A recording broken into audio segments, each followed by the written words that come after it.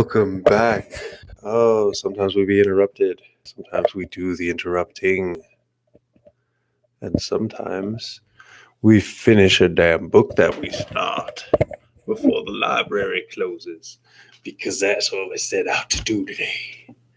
So, without further ado, I'm reading a crazy, hate-filled book written by a man who is either a genius or a total psychopath.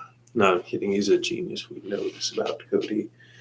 Just want to let y'all know, one love, man. Just all of the love. Gotta get my shout outs on before we get started, because this is a whole new video now. Yeah. All kinds of love goes out to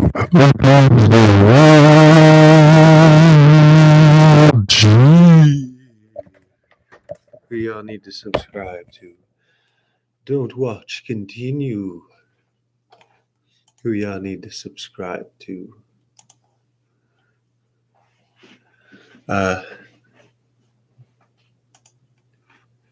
Nissin the Noodle King, who y'all need to subscribe to. Dog Rose, who y'all need to subscribe to. As well as Renzo Flutes and his whole crew. And of course, me. You need to keep adding my subs because I'm at 80 subs. That's why we're trying to finish this book today. We're going to do this too. I feel it. I have belief in myself. I have belief in you, my loyal viewers, who show up and show out on a regular basis, in despite of YouTube's lies.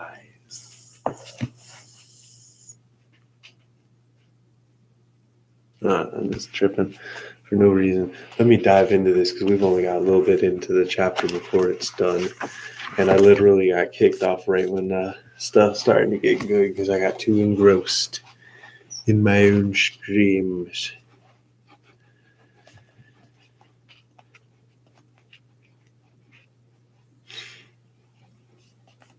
All right, I say, we need to get out of here.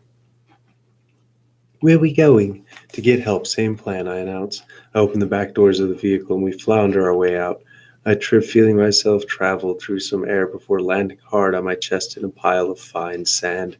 No more pain, more heaving from the hit. It feels like I'm in a dream surrounded by vivid, illuminating colors shining down on us from a large white sun. My hand grasps my bicep and gives it a tug. I situate myself on all fours and look around before regaining my step. The ground slips under my feet, and I struggle for a moment to retain my traction in the ever-shifting sand. What did we hit? Ulrich questions me through the radio. I look at him in his silver armor, now covered in sand. I shake my head. I don't know. We make our way slowly to the front of the smoking vehicle. The wheels rotate delicately back in the air. Black, spread-out, soot-covered front, along with more shattered glass. In front of it, there's a small crater. I know what we hit. It was a mine, I declare, pointing my finger at the crater. Must have been planted by the scavengers we battled. Why did it not blow us up? Ulrich asks. I continue to cough, raising a finger for him to wait. The pain in my knee is not going away. Maybe it was a smaller one. For treads, I theorized. Not all of them are ship killers. Fuck, Ulrich curses. Shouldn't we wait here, wait for another camel to come pick us up? They won't send out another camel for at least a day, I said, and our armor only has energy for a day at most. I don't want to risk frying out here. So that means, Ulrich trails off, it means we have to walk. We're already so close to the eagle's nest, I'd say 40 or so kilometers, that we're about a 2-day walk from the howling dark. So I guess we walk then. I guess we do.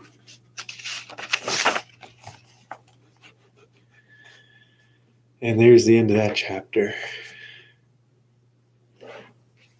We're 131 pages in. This is going to be a dope audio book when everything is said and done. And I'm looking forward to the point this evening where I can be hoarse and treat myself to a delicious cup of tea and something to munch on. With the temptation will be there. A chapter title, Temptation. One more time.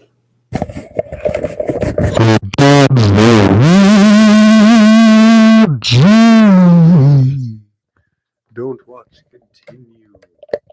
Dog Rose.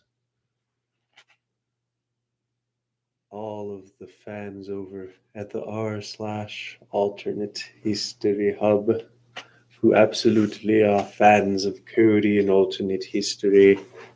So it's fair to call you fans in this instance.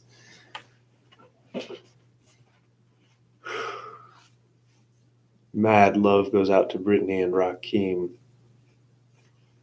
Mad love goes out to Marie and Victor, who are hopefully doing separate and awesome things at this point, but both watching me at different times so that I can get the views, because I will always be a whore for the views. Yes, be on the lookout for my OnlyFans. Oh my god. Temptation. Ulrich and I wound our way across the hills and valleys of the desert, slipping and tumbling along the way. While on the ship, we cut through these sand dunes like anthills. Now we are at the mercy of them. The cloth wrapped around me is doing its best to keep my body temperature down, yet sweat still migrates from my forehead down to my feet and everywhere in between. Welts have already formed, and we've only been walking for 5 hours. Luckily, the sun has lowered in the sky, turning into a new hue of orange and purple. It'll be sunset soon. As we climb over another dune, I can see the lights of the Eagle Nest 13 clearly. They turn on dot by dot across the tall towers, and the spotlights that shine on the buildings bright out the intricate details. We're close. We'll have to walk through the night, but we're close. Throbbing guilt bangs up slowly inside me like a tiny flame.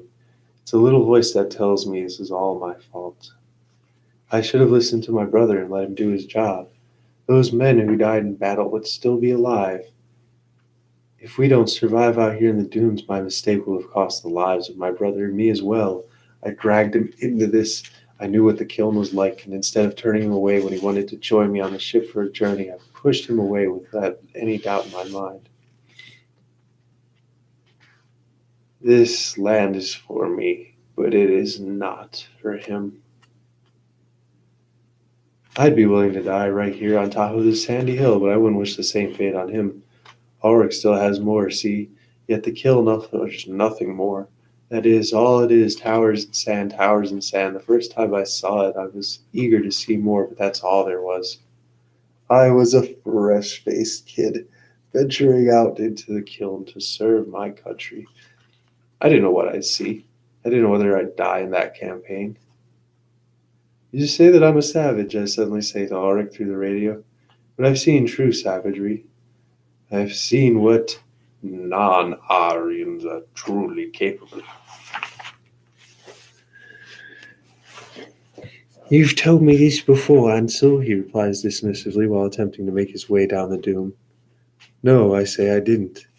He gets to the bottom of the dune, turns around, looks up at me, watching as I slowly slide down towards him.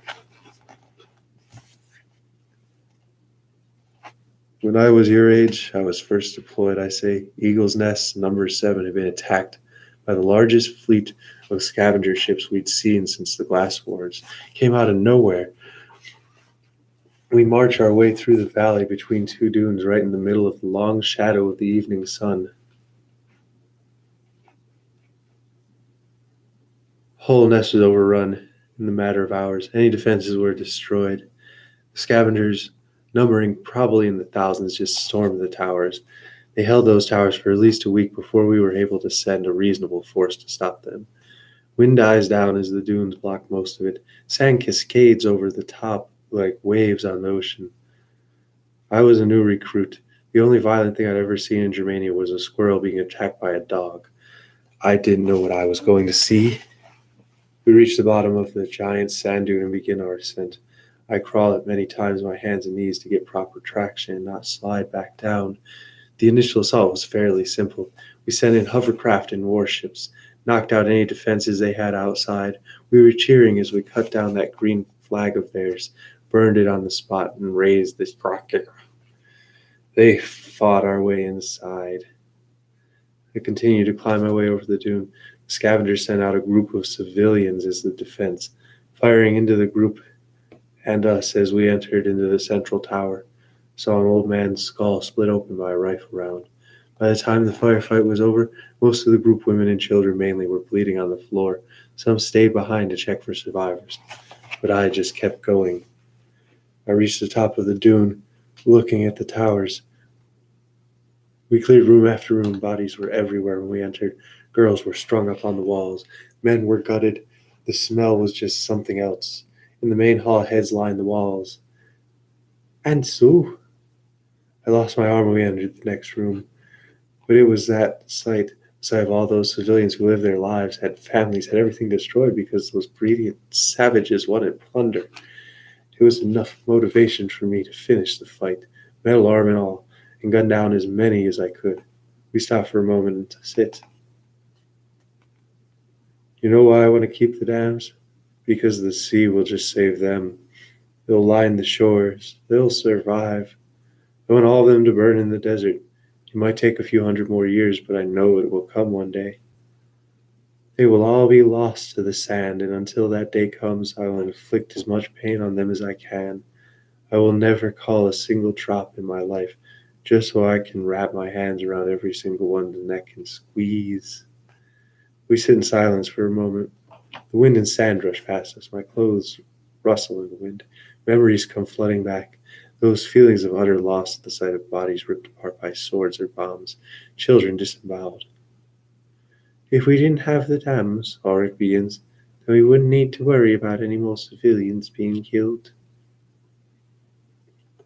But we would have to worry about the scavengers surviving. I'm sorry you had to see that, Ansel.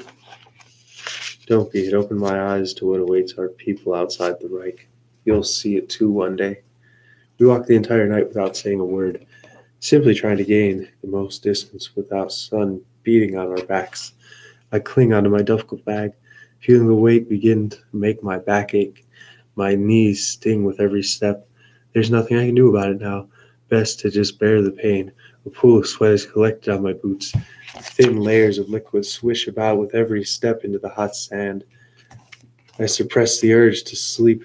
I begin thinking, and my mind has started playing tricks on me. The night sky dazzles and blurs. Our armor's flashlights appear to flicker. My mind shuts off, focusing slowly on keeping pace with my brother. It's odd how in these moments we become aware of every action the body makes. I notice every breath I take, every blink I make, and every dry swallow. Even though I'm so thirsty, no saliva travels down my throat. The intake of air into my helmet heaves in and out, giving me a fresh supply of cold, breathable oxygen. I wonder if this is what the colonists on Mars feel like when they walk that red planet. The kill might as well be an entire planet by itself.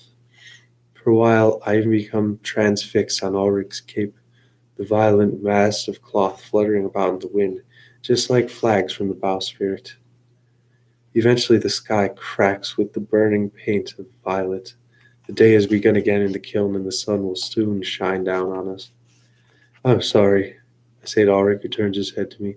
I'm sorry that I got you into this mess. I knew what I was getting into, he responds in a calm voice. It's the kiln. I expected it to be dangerous. When we get back to the ship, I'll stop anybody from saying anything about you to the scavenger. If I had known earlier they were making you uncomfortable about it, I would put a stop to it. How? You can't. You can't just order people to not be suspicious. True, but I could have done something. We never should have had the scavenger on the ship.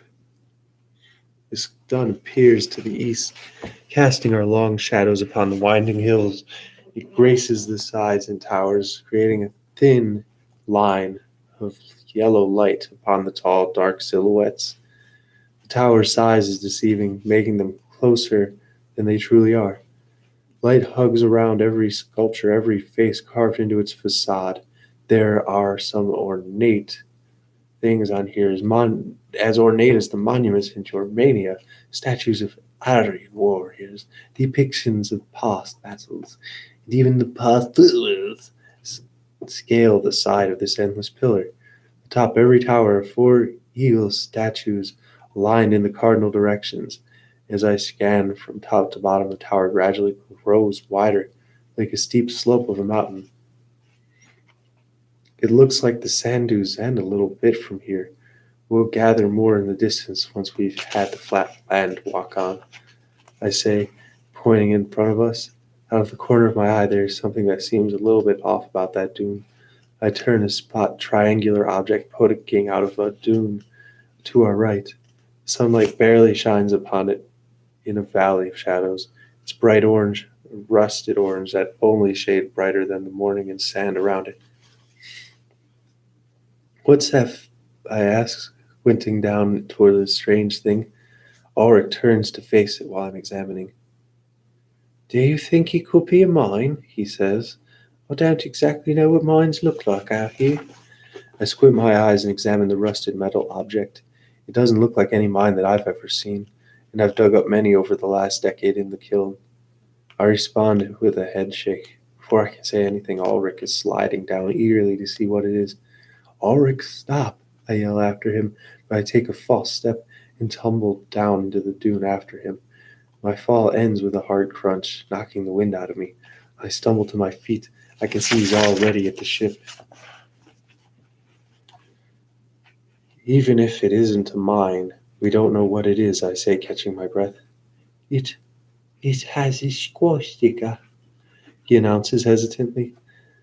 I pause and look at him with eyes wide. What did he just say? My legs drag me forward toward the strange object, rejoining me with far too excited brother. He points a trembling finger at a series of black lines painted just above the sand. Getting on his knees, he shovels away at the dune. I can't believe it. A black swastika reveals itself, painted on the rusting metal of the thing. It isn't golden. Why isn't it golden? Ulrich asks. Is it one of ours? We need to keep moving, I say, knowing that we need to keep continuing towards the towers. My feet take me away from the strange object, yet after half a minute of walking, I realize there are no footsteps beside me. Looking back, I see Ulrich still at the object, his full attention on the swastika. I said we need to keep moving, Ulrich. I bark louder, my patience wearing thin. Still no response. I yell his name louder. I heard you, Ulrich says, his quiet voice coming through my radio. Sunlight fully extends into the valley. The cool break from the night air has ended, and I can feel the heat begin to beat down on me again. And how about you stop staring at that thing and we keep moving, I reason. Yet it falls on deaf ears as the armored Ulrich claws his way up the dune, getting a better vantage point on the object below him. There's a hatch door, he analyzes. It could be rigged with something. It's a ship, he concludes. I ignore what he says. I don't care what it is. We need to go. Yet, before I can stop him, Ulrich jumps off the dune, slams himself into the object, and lifts the half door. My heart pounds as I anticipate it exploding or setting fire or something else at any second. There is nothing except the sound of creaking old steel. Ulrich pulls out a gun and lowers himself down, disappearing under the metal and sand. I'm sick of him. He wants to go exploring instead of helping the ship. Fine. I'll whirl myself around and begin climbing up the sand dune, leaving the object in the valley behind me. As I continue walking, I think about the promise I made him, the invitation I sent to him to come into the kiln. Fuck, I muttered to myself, feeling pangs of guilt. I stopped dead in my tracks atop the dune, the cogs turning inside my brain about which path to take. After a minute, reluctantly, I dig my hands into the sand and slide back down the dune toward the object. I marched into the ship, climb into its rusted metal shell. My boots hit with a loud clang. The hole in the steel is large and circular. A ladder leads down into a dark abyss. I take out my own gun as well, not taking any chances this could be home to somebody else. Putting 2 feet on the ladder with each step as I go lower into the strange vessel, the echo ringing louder and louder. As I disembark, I step onto a solid yet aged floor. There is no sand, no evidence that this ship was in the desert. I guess the hatch door did its job. A flashlight from my armor shines open, hollow cave that is no longer flashing. And its tail. What are you doing? I call out to Ulrich. We need to get out of here. We needed a break anyway. His voice echoes through the darkness. My temper flares. We can take a break when we're actually at the towers. This cave just keeps going on, he says, his voice getting fainter. I can't see him through the darkness. As I shine light on the walls and floor, little details slowly reveal themselves before me. Posters of proud-looking people. One has a man in a brown uniform with short blonde hair. He's carrying a flag with a swastika. There's nothing like a Reich flag. It's red with a white center and a black swastika, and the writing is in German.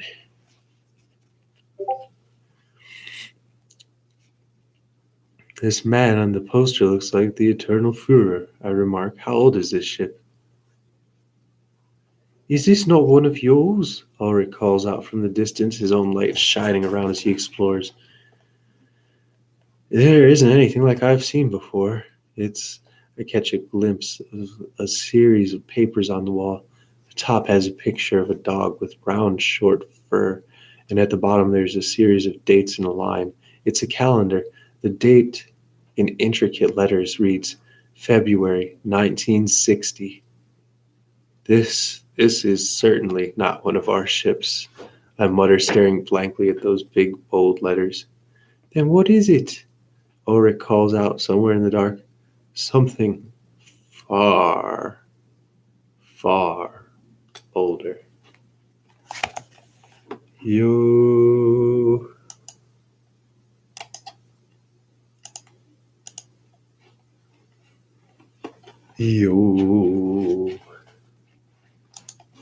Digging into this shit now. We're really getting into the dirt now. It's going to start getting real interesting in a moment. Because you're going to finally see why this universe is so crazy in this book. And, oh man, we've only got like 50 pages left after this. I think we can do this today. What do y'all think? Maybe you should like, share, subscribe. Give me motivation to do it.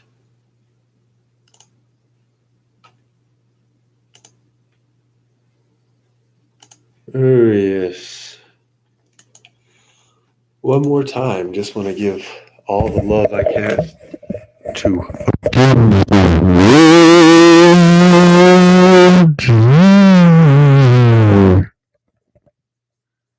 who was in the building earlier, but probably got kicked off with a few other people when the library computer timed out on me. Don't watch Continue, Dog Bros. Rakeem and Brittany.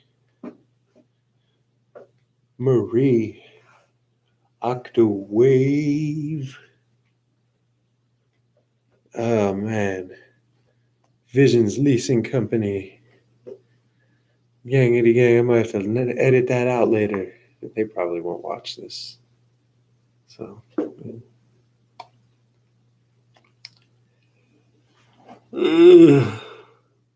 Oh gosh. I am.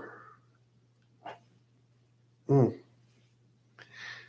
next chapter is titled Dearest Emma. We decide to rest inside the ship's hull for long enough to eat and rehydrate, since it's difficult to do so otherwise without risking sand blasting onto an unprotected face. We've taken our helmets off. The sand must have been blocking the heat from the sun because it feels quite temperate inside those dusty walls. I've told Ulrich we're only going to stay for 30 minutes, and then we'll be out to walk again. Our flashlights have such a meager range we're surrounded by emptiness. There appears to be lights above us, but I doubt this place has had power in millennia. The glass litters the floor, and the crates are stacked around the room. Must have been used for some kind of storage. We take our rest at some of the smaller boxes. This ship's been in the desert for thousands of years, then, Ulrich says, drinking some water. I guess so, I respond.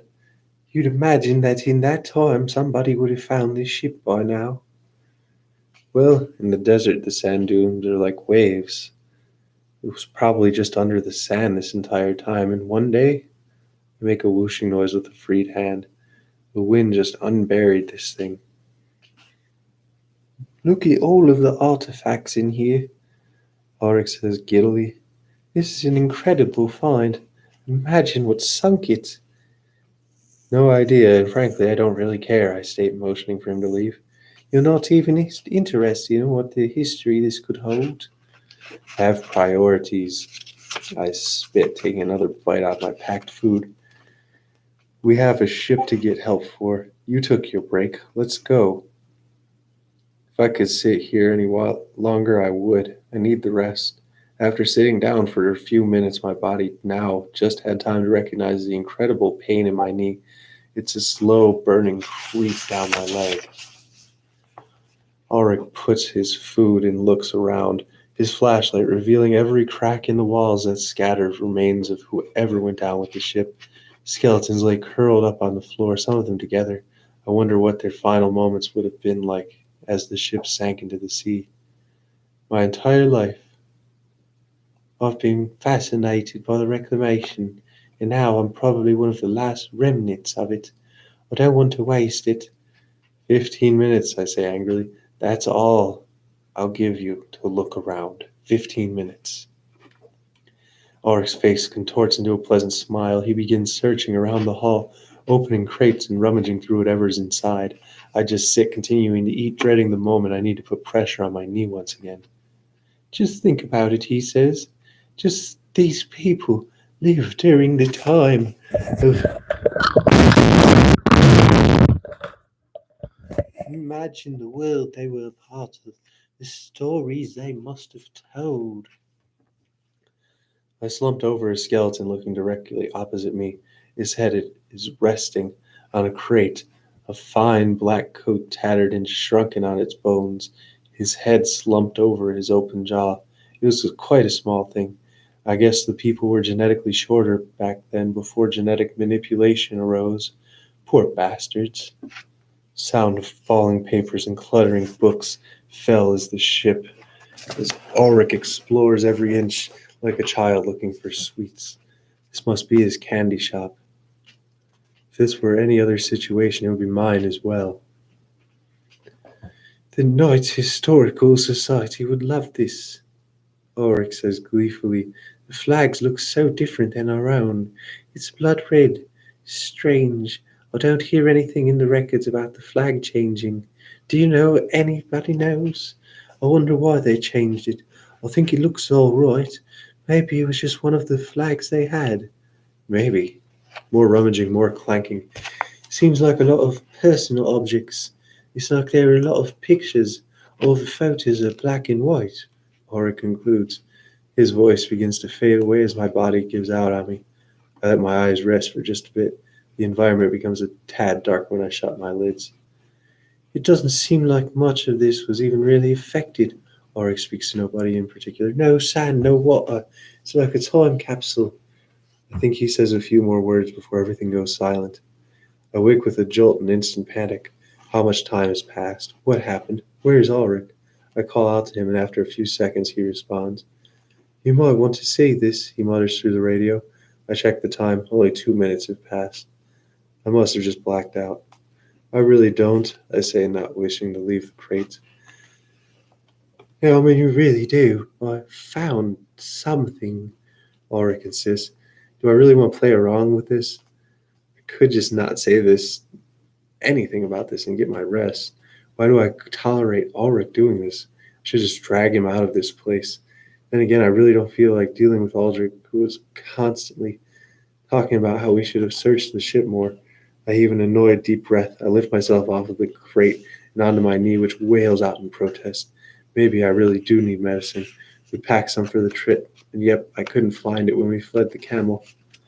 As I lumber down the dark hallway, my light shines on a silver Ulrich, who is leaning against the table, his hands flipping through documents. What is it? I was looking through this skeleton's clothes, and it had these documents in its coat. Well, they say, take a look. It's in older German, but it's still very readable. My eyes scan the brown paper. The ink is a bit blotchy. The figure is from water damage. However, it's still somewhat legible. Dearest Emma, the ship is going down.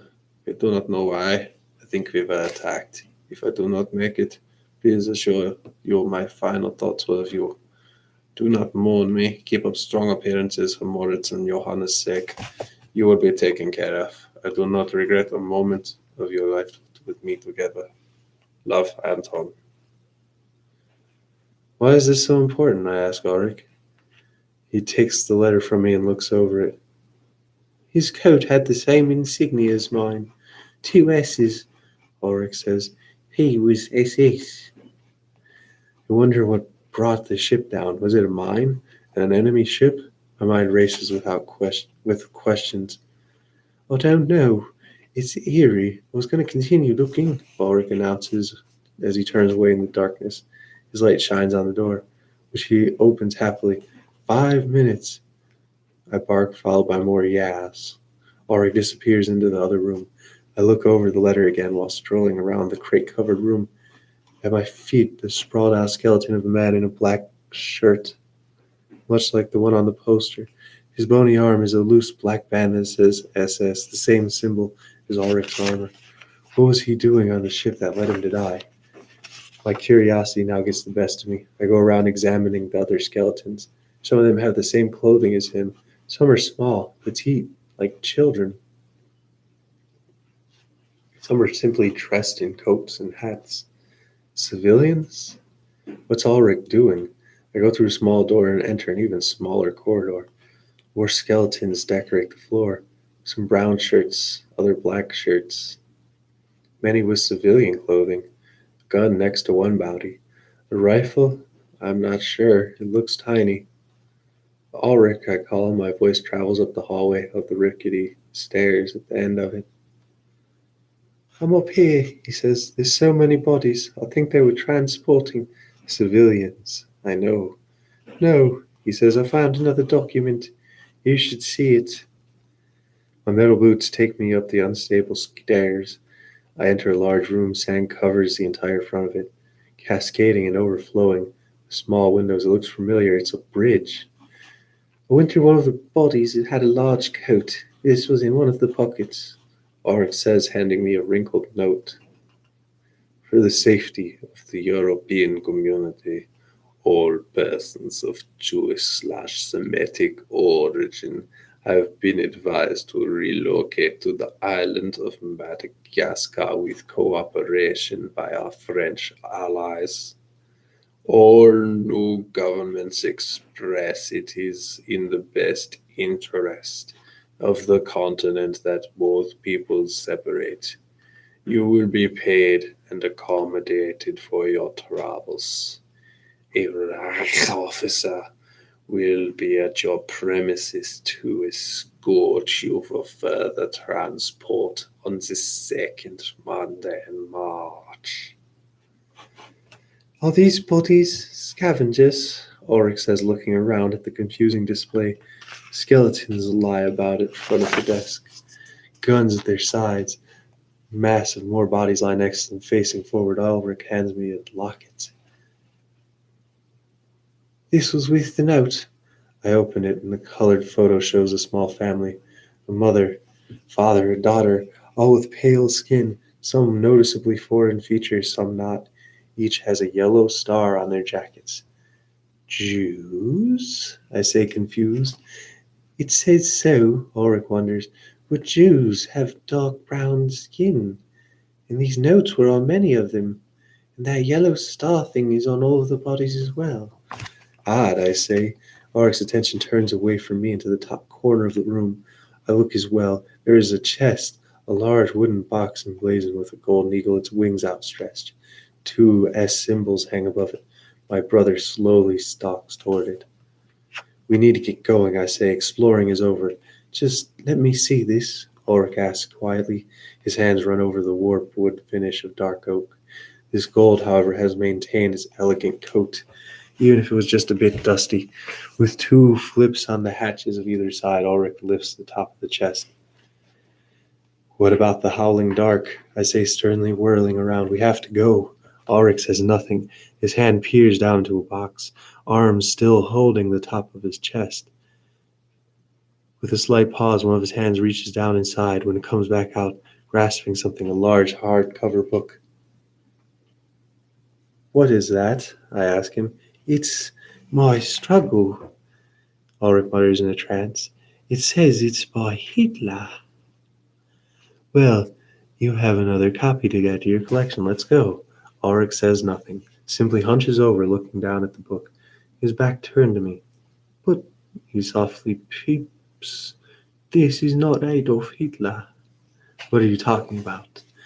He turns around and holds the cover of the book in my direction. My mind draws a blank, confronted with what I am seeing. There is no blond man here to greet me.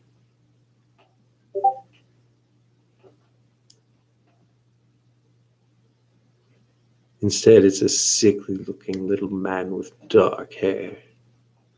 That's certainly not Adolf Hitler. I chuckle at the image plastered. It's not, Ulrich mutters, lost in thought, flipping through the pages. But it says it is.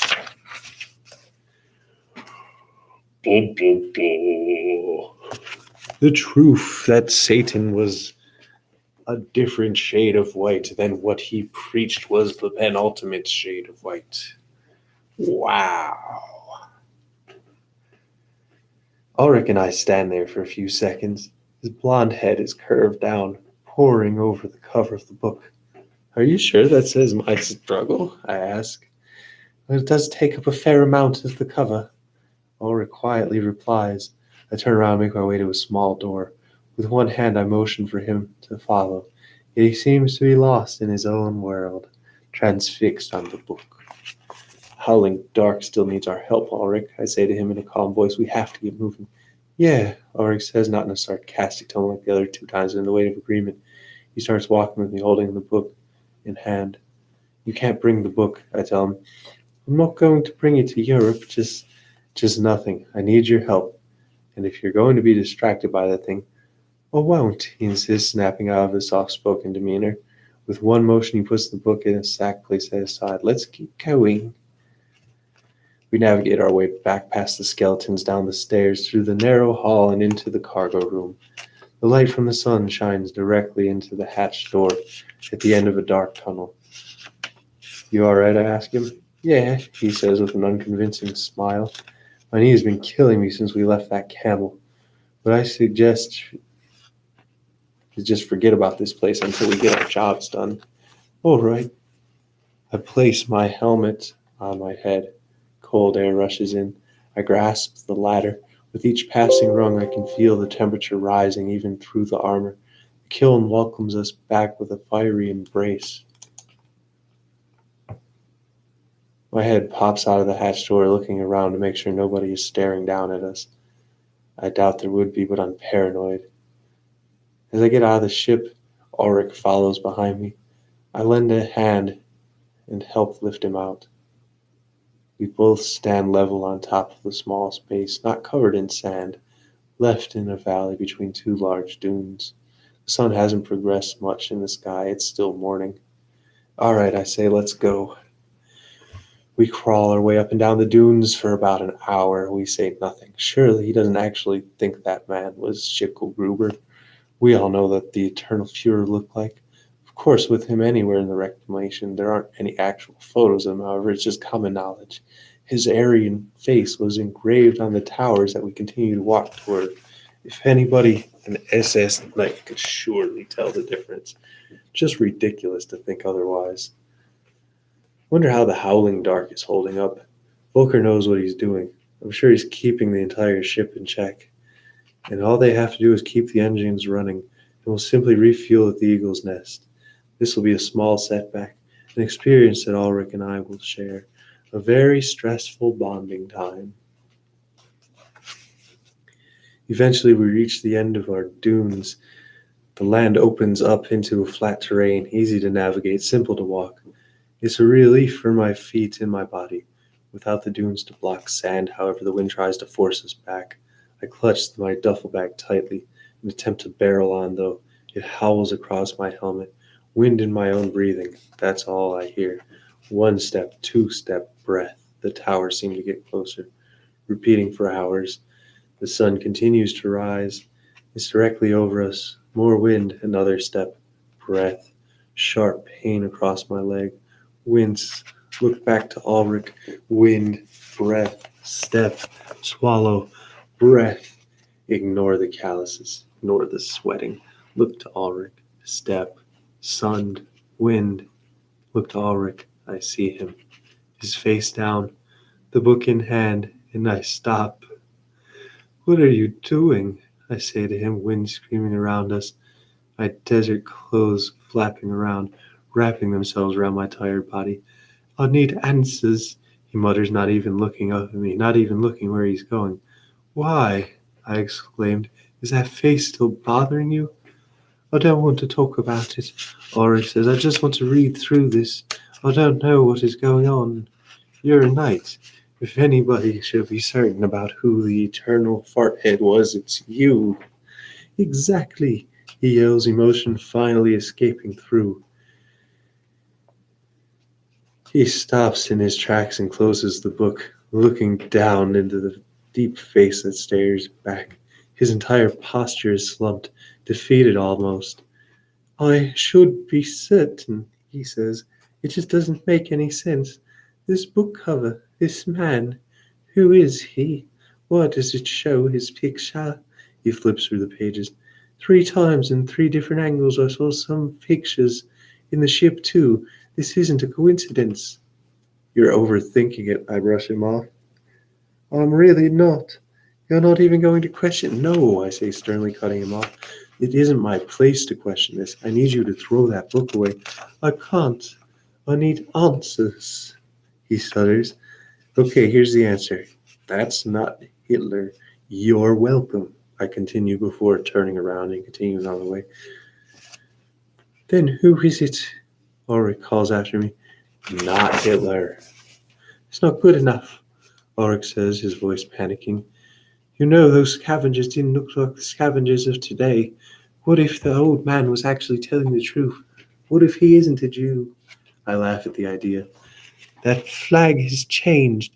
Something changed in the rug. Something is off about all this, Ulrich says in a heavy voice. It's been 2,000 years since the reclamation. Of course, things have changed. But things aren't supposed to change. That face of the blonde Fiera we all know, that was the man that made the rock. He points toward the eternal Fuhrer's face engraved under the towers of the Eagle's Nest. What if that face changed, just like the flag? The desert is making you delusional, I say, attempting to ignore him. And so you've spent years of your life studying this. I've read over my struggle countless times, memorized passage after passage about what he said, his viewpoints, who he was. He was an Aryan, one of the few Aryans, and he created a Europe for people like him. And there was the core of my understanding for this world. He babbles on, flipping through the pages before pausing, breathing heavily, and saying, and yet, when I read this, the words are different. Everything is different. The mindset, the tone of voice. It's like an entirely different person wrote this. Read more of it and calm down. I've sacrificed everything for this, to study his philosophy. All the scholars study his ideas. The eternal Führer now called for peace among Europeans, reconciliation after the war, even after Germany was punished. Among the ruins, he planned to bring everyone together with the Landtrapa, and yet what? Yet I don't see a Lantrip anywhere, no mention of it. There isn't living space, no mention of living space on the sea, just east. That's all he says, east. Oric's voice goes up.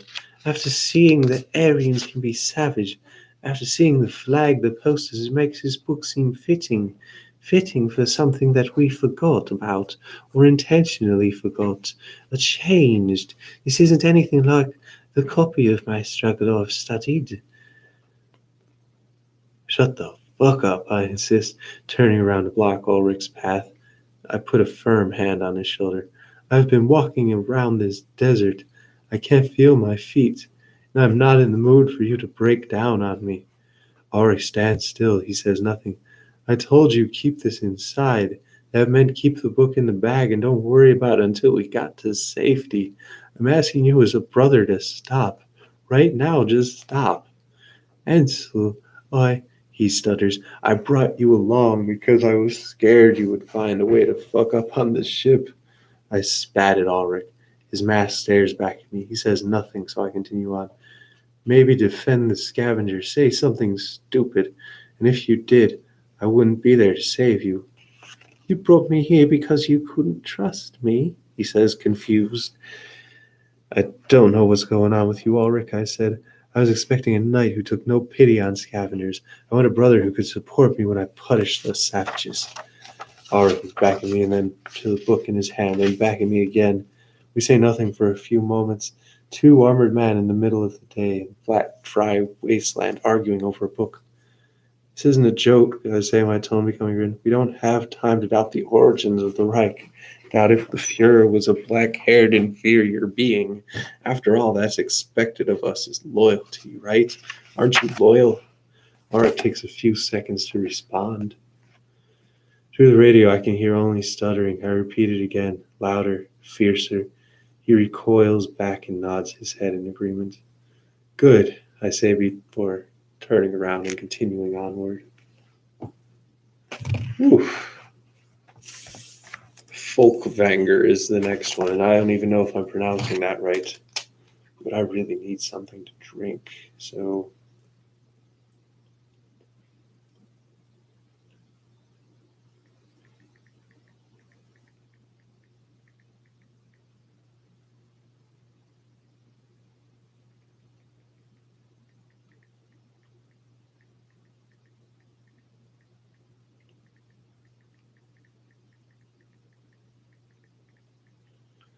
Yes, just one more time. All kinds of love goes out to.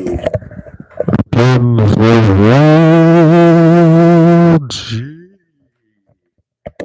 well as everyone else that I've mentioned, and r/alternate history hub.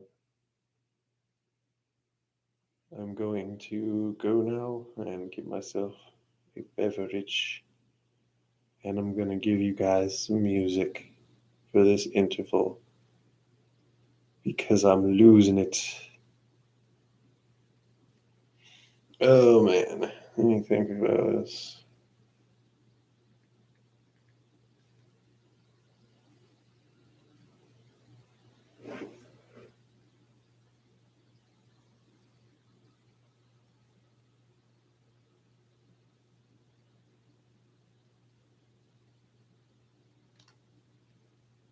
Download the Domino's app today and become Advertisement, advertisement, rah, rah, rah, rah, advertisement, rah, rah, rah, rah. Advertisement, advertisement, advertisement, advertisement, advertisement, advertisement.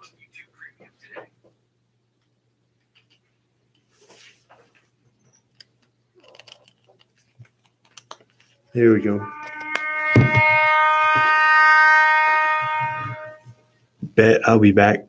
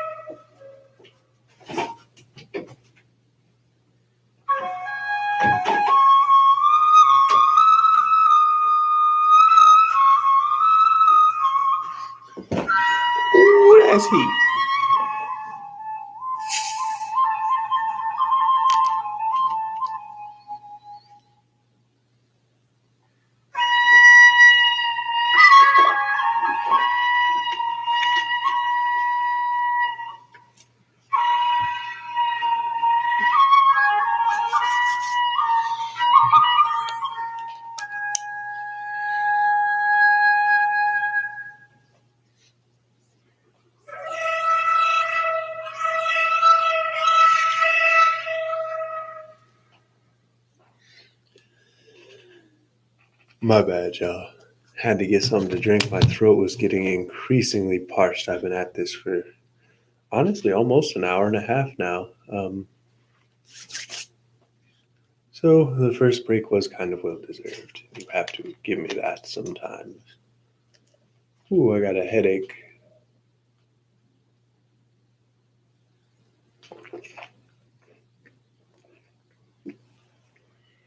Root beer, give me life.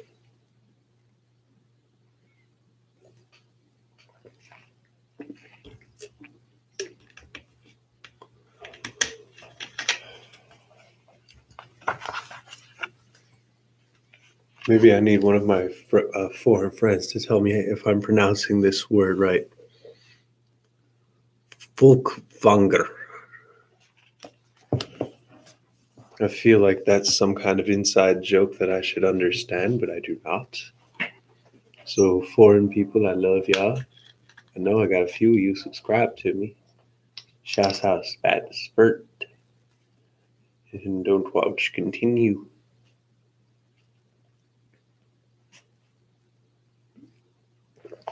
And everyone over here on the r/alternate history hub. And mad love one more time as always. And that is the real G. Ooh, I'm sorry, I hope you didn't miss that chapter. Oh, you got me at just a good time, Herbert's the Fifth of Fimboers. What is your opinion of European federalism?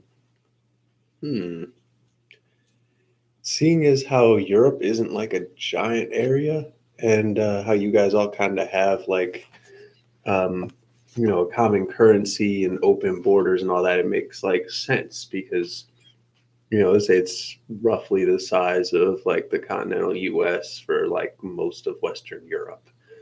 Um, Even Eastern Europe, a big chunk of Eastern Europe can fit inside the continental U.S. So I think that the big fear point with that on the opposite end of the spectrum is just that, y'all are 2% of the land area, but they could hypothetically institute like some kind of weird federalism that is like global and requires like global currency. And, I don't. So I don't really know if I have much of an opinion on European federalism, honestly. I guess I'm a fan of the borders and a fan of the common currency for that region, but a common currency isn't going to work for every region, I don't think. Hmm.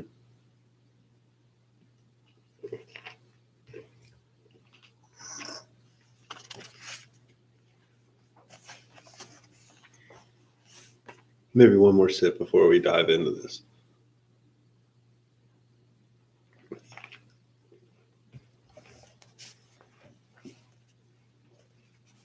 But shouts out Herbert's Fimbowers. This episode is called Folkvanger. The idea of some sickly looking black haired subhuman creating the Reich is laughable. Could a non Aryan, a man who looked nothing like us, really be one of the founders of our entire race? That wouldn't really make sense. Why would somebody that wasn't one of us want to create us? If anything, this entire thing was a misunderstanding. There was no reason to imagine that the man on that cover was Adolf Hitler himself. Perhaps it was just a warning, a symbol of a Jew. Is something. The best to suppress this deep down inside. It is very difficult to think of anything else while walking in this wasteland. As evening comes, we reach another series of sand dunes. They are smaller than the others, so instead of a long climb, it's simply an inconvenient incline from time to time. There are only two kilometers dying out here.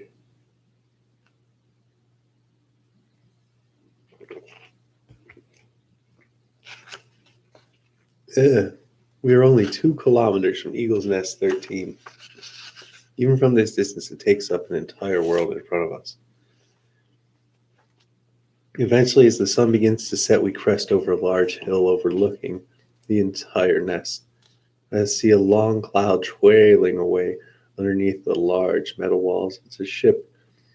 The wall makes even the largest vessels appear like beetles crawling around a simple staircase step. Sand flows like a wave across the kilometer in a flat, maintained desert, carried on by the wind until it clashes against the immovable force of the steel barrier surrounding the complex of tall towers. The walls are a defense against a scavenger attack. Sadly, however, sometimes they're not enough. The sides are as ornate as the towers. Memorials are metal worked into the facade of the great stories of art and history. The glass wars, the founding of the Eagle Nest, the creation of the Atlantropa dams. Atop the thick walls are a series of turrets, watchtowers, and tall flagpoles, each flying a display of gold and red. How much farther do we need to walk? An exhausted Ulrich asks. About another kilometer, I announce. My hands tighten around the straps of my duffel bag. Every step feels like needles are burrowing into my feet. My entire soles are covered in calluses. That's when our short-range radios begin to work on their frequency. Or if they spot us, that'd be nice too. As we walk down the large, gradual hill that makes up the bowl that the complex is a part of, I think back to the military, to when we came down the hill much like this as artillery fire rained down on us. Back then, I couldn't imagine walking through that. Even in our vehicles, it was catastrophic. When asked why we couldn't all be put into a hovercraft, but apparently the anti-aircraft fire was too much. AGR drops couldn't be used either because it was our own city and we'd need to rebuild, so charging the Eagle's Nest was a plan. Like the knights of old charging against a walled defense, one of my friends said. He died later that day. Yes, it's a fantasy book about Nazis, alternate history Nazis, though, specifically, because we don't fuck with werebros on this channel. Yes, I am a Jew. I am happy being a Jew. I love black women, even though they don't always love me.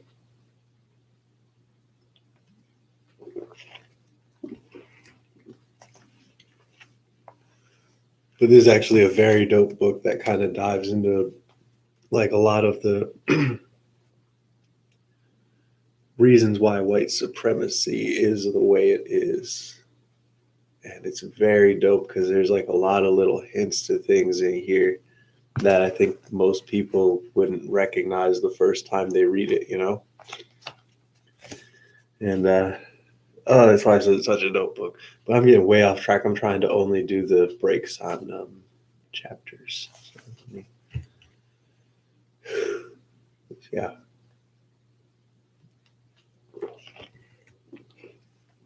Shouts out Herberts.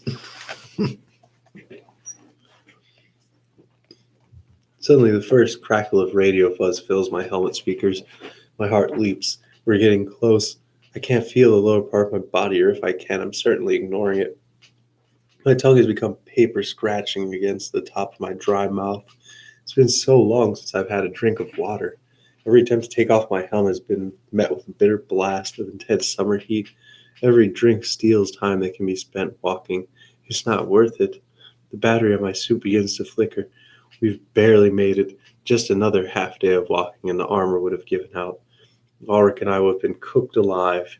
Yet for now, I'm met with the relief of a second voice cracking into my helmet. This one is female.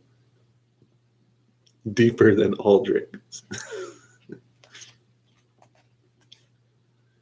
You are passing into Eagle 13 territory. State your name or we will open fire, the woman states. Even the threat fills me with joy. My legs almost give out, but now I assume they are just used to the motion of going up and down. This is Captain Ansel Manafort of the Howling Dark, I say with bated breath, my heart pounding in my chest with every word. Our ship went down, and we request immediate assistance. We need a ship tow. Why you're not in a camel, Captain Manafort? She asked. We hit a mine. There wasn't enough time to walk back. We'll send out transport for you. Wait right there, she says before the radio goes silent. Ulrich looks at me. What did she say? He asks. They're coming. I take a happy breath before my knees give out and I flop down to the soft sand as if it was a warm bed. Just like earlier, I wake with a jolt, swing my head wildly to see where I am. I pass out again, open my eyes and pull myself off the ground. Ulrich leans by my side with a hand on my shoulder. I ask him how long I was out. About 30 seconds, he says, his voice sounding equally drained of emotion as mine. Guess I didn't know how tired I was, I chuckle, patting my hands across the front of my body, which is now caked in fine orange dust. The sand falls off and is carried by the wind. As we look toward the series of tall, ornate towers, I notice the ones at the gates, a large archway with heavy steel doors parts ways and pushes away the sound around it as if it were merely kicking a small pile. If Ulrich and I were closer, I imagined it would seem like a tidal wave rushing forward to envelop us both. When the doors finish opening, something begins making its way through. The small ship that was making the cloud of smoke veers away as the behemoth emerges. A large gray beast migrates its way through the large gateway, just small enough to squeeze through a massive portal. It appears more like a moving island than an actual ship. And that's the point. It's how we're going to tow the Howling Dark. What is that? Ulrich exclaims in excitement. That, Ulrich, is a Folkvanger, I declare in relief. Ships breaking down or being damaged in the kiln aren't rare occurrences, since they are hulking bits of metal in the middle of the desert, just practical to try and fix them in the middle of a dangerous place. So to remedy this problem, we have Folkvanger, a mechanical marvel at least 3 times the size of the Howling Dark. I wouldn't know, although I've only once had the chance to see it with my own eyes. It's more of a mobile city than anything else, a dock that comes to ships in need and transports them to safety. The ship has no roof. In many ways, it's shaped like a square bowl. In the center is where the ship goes. The damaged ship goes. And the Folkvanger then brings it back to the Eagle's Nest. You would expect something so large to move slower than the average ship. It would just make sense. Instead, it can cover the same distance in a day, even as the Howling Dark. It's quite a rarity to see one, and we're lucky that we broke down near a nest that has one. It makes its way toward us. The sand beneath my feet begins to jitter and shake, millions of tiny particles jumping around from the rumble of Folkvanger's treads. The thick clouds of black smoke erupt from its pipes like a volcano traveling back across the desert sea. Ulrich and I simply stand in awe of the machine barreling towards us. The deep roar from its engines is deafening, even from a kilometer away. After a bit, Ulrich simply decides to sit down, but I stand still. I need to keep the appearance of a captain, even if I did just trudge through the desert to get here. The roar becomes louder, shaking the ground and us along with it. Before we know it is upon us. Its exterior is more like a wall than a ship. Flags and banners fly from its edges, as if we were about to enter a small castle. The sun blocks out, casting a large shadow over us. The gargantuan machine stops not too far from us and lowers down a small ramp. Ulrich and I charge our way up the railed steel contraption, making our way toward a tall but thin doorway. The rumbling does not cease for a moment, so I hold onto the bars for support or else I'll tumble off into the sand below. Oh, man. Yes, though. So I typically do breaks in between chapters. It's the end of the chapter, so let me just...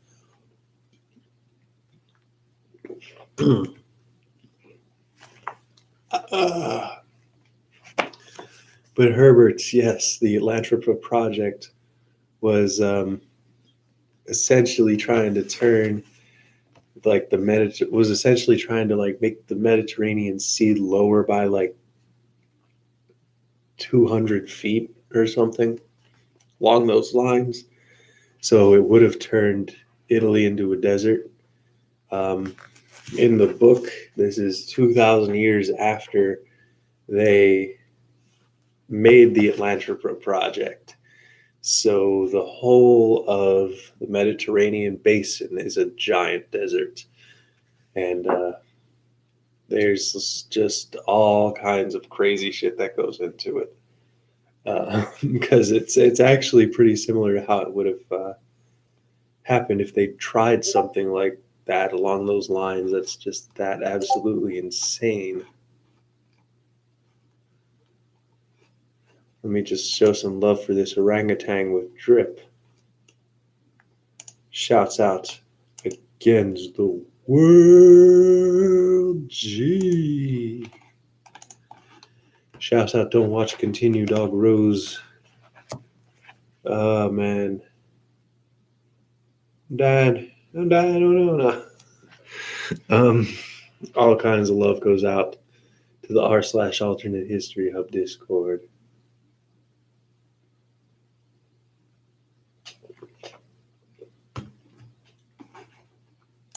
Be sure to pick up your copy of the Atlantropa articles, which is not a difficult or that long of a read, but it's very based and very red-pilled.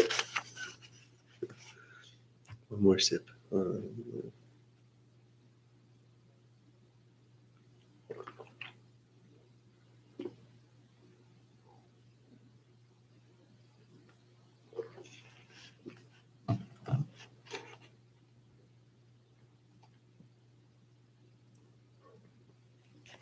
Grand Truths. The whole incident delayed our voyage by weeks. Sweat poured down my head every night as I struggled to fall asleep. Images of the scavenger ship tearing holes in my fateful howling dark plagued my thoughts. Something deep inside me told me that it was all because of me. Ulrich was right. I really was too arrogant, confident that things would go perfectly. Another voice in my head tried to overpower the first and struggled to tell me that there was nothing I could do and that this was just an unlucky situation. I know which voice was right, though, and that's why I had 2 weeks of sleepless nights. The best that came out of the situation is that the crew was alive and well. Cheers erupted like a stampede as we arrived back to the howling dark in the Volkanger. The crew knew what it meant. It meant they were saved. The broken and contorted ship was slowly lifted inside the massive hull of the Volkfanger, broken tread and all. The burning sensation of guilt waged war against my stomach as I saw such a lovely vessel dragged unceremoniously to be repaired. Apparently, we got there just in time. Volker explained that they sent for a second camel, but just a few hours later, we arrived in the Volkwanger. If he and the rest of the crew blame me for the incident, they do a fantastic job of hiding it. I know that in their position, I wouldn't have been so forgiving. Every night I know that men died because of me, and I couldn't have prevented it. After half a day of travel, the Howling Dark was brought to the docks of the Eagle's Nest for repair. The process to fix a broken tread is supposed to be simple, but the steps are slow and lengthy. This period of cooling down and relaxation only confronted me with the mistakes that have led me here. For 2 weeks, I've frequently returned to the ship, being brought back into fighting trim. At least I tried to get some glimpse of progress, to see whether the tread was fixed, whether the glass was replaced. Maybe I wanted to relieve my guilt by seeing the ship getting fixed up. Maybe I came back so often because I was hoping that they would say she was ready for us to get back underway. The Eagle Nest was more than happy to accommodate the crew of the Howling Dark and fix up all our damage. They told me that we did a lot of good fighting with those two ships. She said there was no knowing what kind of damage they could have done to a smaller vessel. We got a hero's welcome, if you will, a place to rest, a place where I could only tend to my wounds. The crew was forgiving, the indoor city was welcoming. Yet, I knew that I didn't deserve any of it. Hold up. Shut up, Dr. I love Dr. Wave. Ah, yes. Very best. Very red pilled.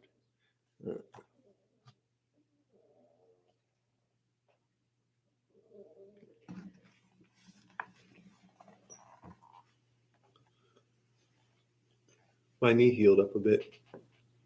All it needed was some tending to by the Nest physicians.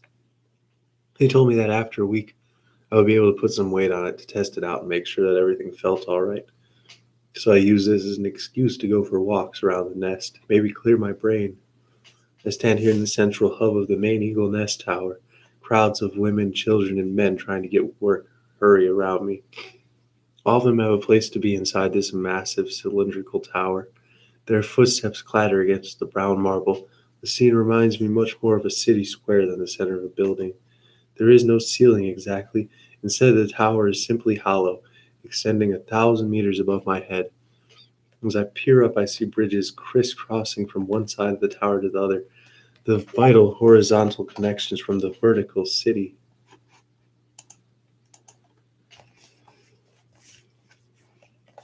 Oh, man.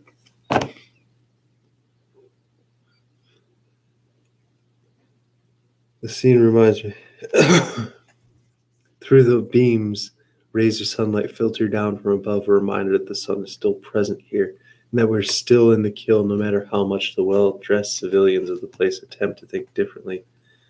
My knee begins hurting me again, so I decide to have a little rest next to an ancient stone fountain with statues carved in likenesses of the eternal fur and the original Hurrians. They are the epicenter of this entire nest complex. Beneath these gray figures is a pool of teal blue water which flows around their feet, just like a crowd flinging around the fountain itself.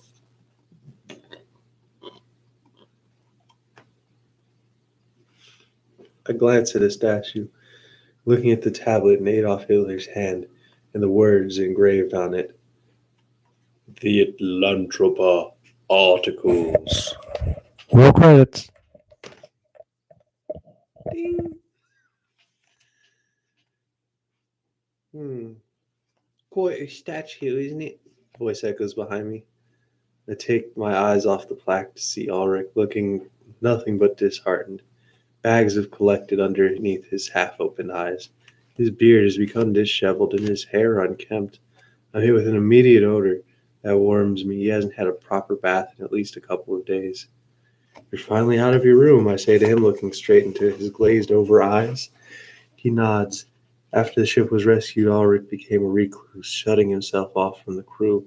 The only time he appeared was when the ship had needed to be repaired, and had moved his operations to one of the many rooms the Nest had set aside to accommodate us.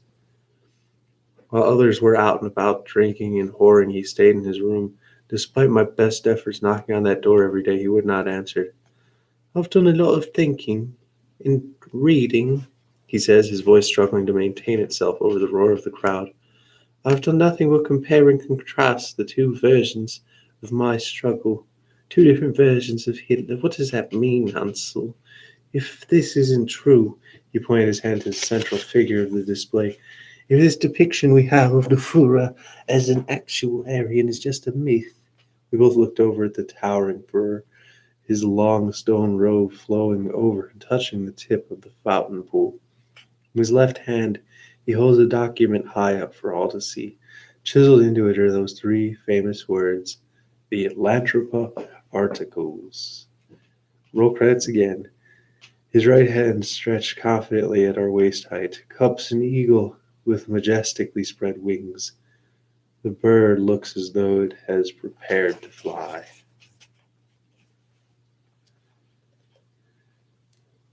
You don't know, it's a myth. You can't change your perception based on a single book. It's just a picture. But there's just more than one picture, Ulrich says.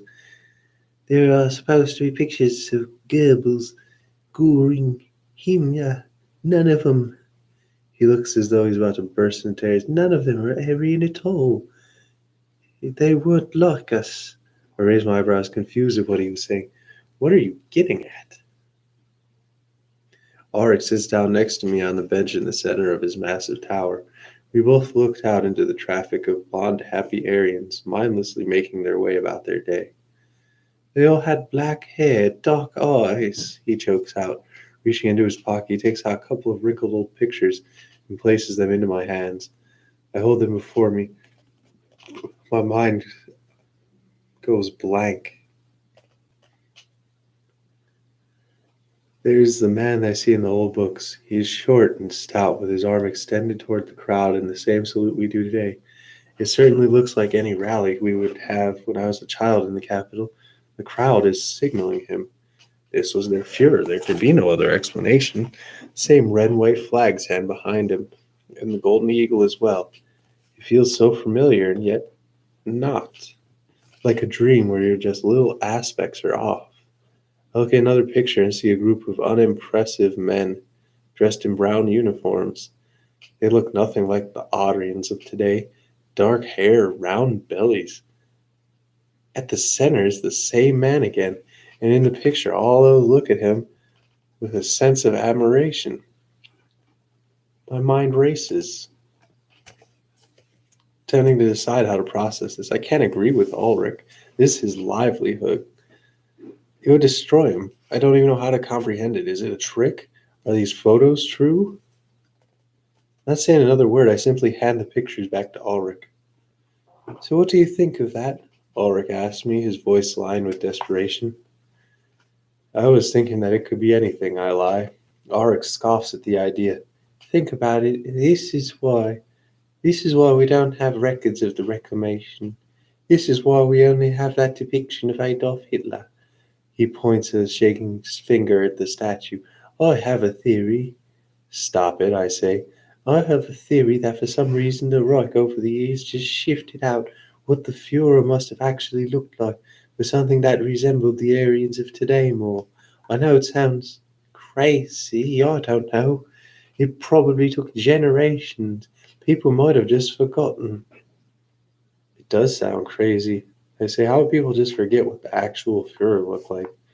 I don't know, he mutters. How can people forget about that song? Sometimes if something is lost, future generations will never know that something is missing in the first place.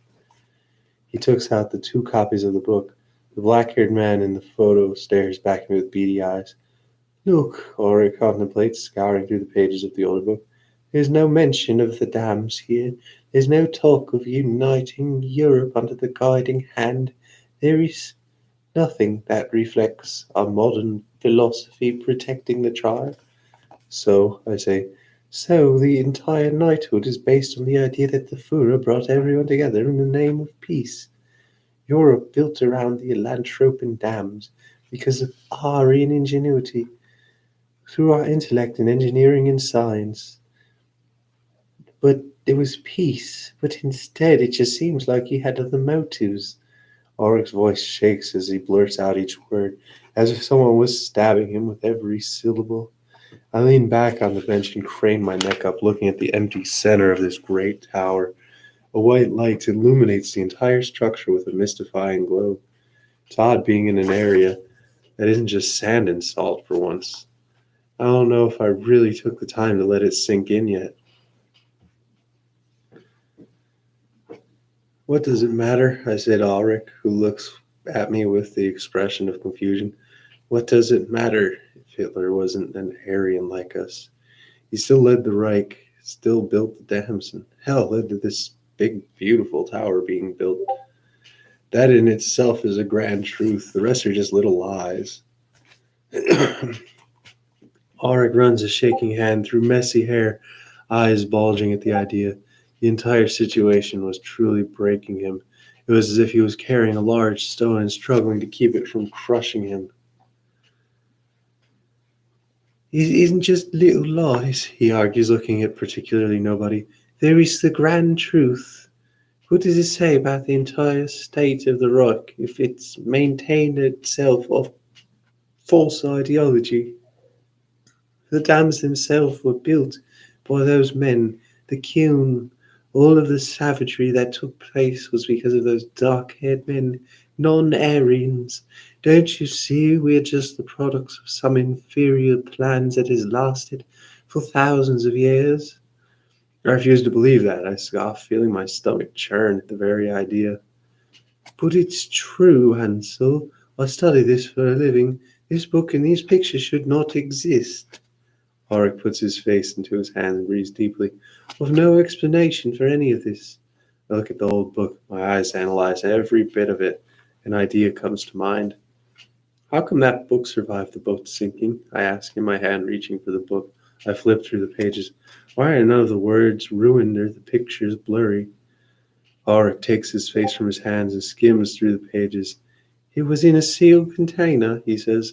No water was able to get inside. I say nothing, reaching the end of the book and turning back to the front cover. I see, I mumble, my mind going black. As if on reflex or as if something else is taking control of my body, I lift myself off of the bench with the book in my hand. Ulrich's face darts up to me. What am I doing? My eyes glance toward the book and then at the fountain, the cool water running through it. Ignoring the protests of my brother, I take the book with one hand and dunk it into the water in the fountain. The force presses against my body and I tumble onto the marble floor. Ulrich stands over me, his arms outstretched, and lunges into the fountain. As he stands back up, he's holding a soggy book. A series of Y's tumble from his mouth as he flips through the wet pages. I pull myself back up, regaining my feet. He stares daggers at me. I look back at him without expression, dusting myself off. It seemed only a few people in the crowd turned their heads in the scuffle. Why? Ulrich mutters. You ruined it. It wasn't healthy. I state you were becoming obsessive. It was destroying you. I should have burned it or ruined it earlier. Ulrich paces around, cradling the book as if it was some dead child. His breathing becomes sporadic and his shoulders heave up and down. A hand goes to his forehead and he occasionally glances back at me. How can you not want to investigate this more? Ulrich spits. Something is off and you just choose to, what, ignore it? Yes, I flatly state. Ulrich stops, mouth agape. I dust myself off again before looking back at his wide open eyes. Nothing will change from this, Ulrich. The world that is what it is.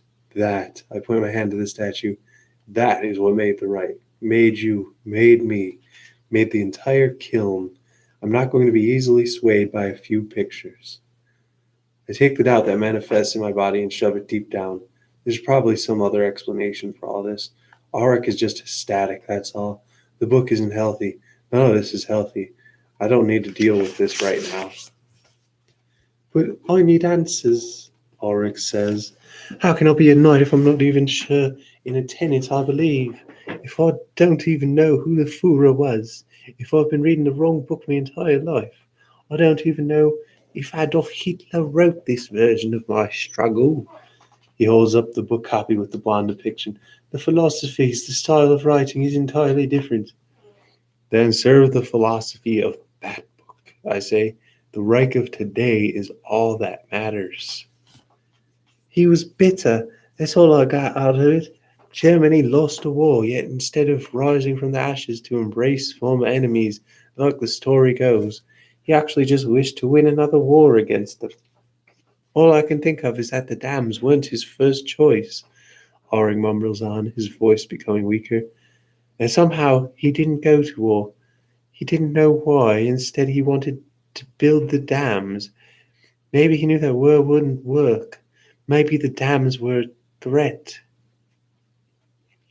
We live in peace. Isn't that what matters? Our race still prospers. Is this prospering? Ulrich says, looking at the wet brook. We train the sea, Hansel. We fight against raiders in the desert. We've been told our entire lives that it's part of the original Aryans' plans, but the more time I spend down here, the less use I see for this place. I used to tell myself it was worth it because it was written in the book. But I spent my life studying a book that was written by someone else. You will get back onto the ship, and we will carry on as usual, I order. Ulrich chuckles and puts his hand to his head again. If people knew what the Fuhrer was really like, they'd want to flood this entire basin in the heartbeat. We were duped. I knew there was something off about this place. The dams are the only thing that have been keeping the Reich alive for as long as they've been around you. We've been at peace. You don't really believe that. You just want to stay in the Kulm, Ulrich says. I'm done discussing this, I state. When the ship is fixed up, you will get back on it. Then, if you want to ruin your life over this, go ahead. I'm only getting back on the ship to interrogate the old man. I still need answers, whether you want them or not, he states, and with that Ulrich turns around and disappears into the crowd. I'm left alone, sitting under the fountain. There has to be some explanation for the book, some reason for the red and white flag instead of our red and gold. It's one of those thoughts you know is ridiculous to consider. What is the point? It isn't my place to worry about this. Ulrich doesn't realize that even answers won't satisfy him. They will only leave him empty. Worried about what this place really is. I know what it is. It's the Kulm. It doesn't matter what this place is. It was created by a blonde Aryan or not. I don't care. It doesn't change the fact that people still live here and they still need supplies. Ships attack people in the desert. This whole situation with the book could easily be scavengers doing for all we know. Perhaps they did plant it. We don't know. That would make our sense than finding a Reich had to make up the fiction of our founding father. My mind was no confidence in this assumption, though. I can't find confidence about many things anymore. There is only numbness. Oh man, we're doing pretty good. We're making good time. Only got like 20 pages left. Just killing it. Oh man. Yeah, this is awesome. Woo. Yeah, we're gonna finish this today. Okay. Shouts out against the world G. Shouts out to Octawave, Herberts v. Fimbowers. Shouts out the r/alternate history hub.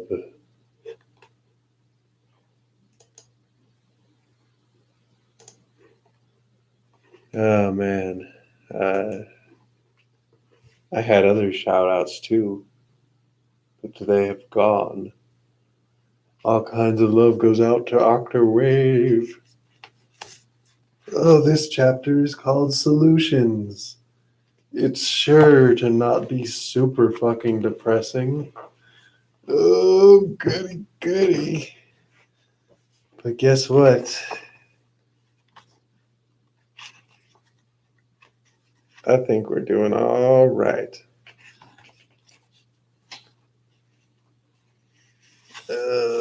Okay, Solutions. We're leaving the Eagle Nest early this morning. The treads turn once more, and the horn bellows a final goodbye to the people who helped us. The great stone tower casts a great shadow above us. I have gotten used to the cool artificial air from the city. As the massive gates open, we sail between them out to the desert. Beyond the grasp of the shadow of our nest, the heat returns in full force. But even though our own cooling systems, I can still feel it. The white, blinding sun greets us once again. I wasn't worried Ulrich wasn't going to show, but he did, walking onto the deck with his head held low. We haven't spoken since the argument. There isn't much that needs to be said. What more can you say to a man who now shares a different perspective on the place, the Reich's origins, and the original Fuhrer himself? You can't say much. You simply prevent him from foolishly spreading the words to others. More sleepless nights haunt me. Guilt over it all. Getting the Howling Dark back into operation had given me no relief. The memories of our dead man still flashed through my mind. I tossed and turned without relief. If I just didn't make that maneuver, we would be at Eagle's Nest 18 by now, and my men would not have died. Ulrich would not have discovered that damn book. My brother wouldn't have been having some kind of mental breakdown. This is all my fault, and I know it. The voice keeps whispering into my ear every night. As a captain, I know I had a solemn obligation to protect my crew, and as a brother, I had a sacred obligation to protect my blood. I failed both. Some Aryan I am. I stand on the bridge of the Howling Dark.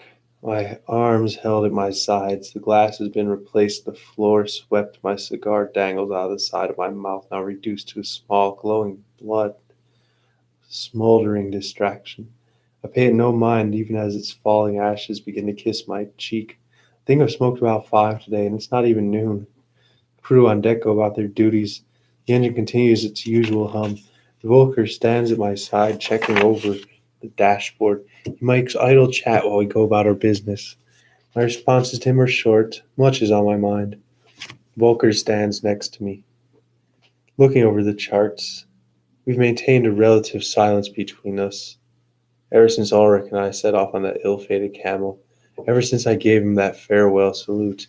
My first officer, ready to go down with the Howling Dark in place of its departed captain. The normal order now restored. I have been treading to my own duties, and he to his own. Eventually, one of the things he says registers in my mind. So, where is your brother? He asks in a casual manner. He hasn't come up to the bridge all day. I pause, putting out the cigar butt in an ashtray. He's been keeping to himself lately. I think the journey through the desert just tired him out. I lie, focusing my attention on the buttons of the dashboard.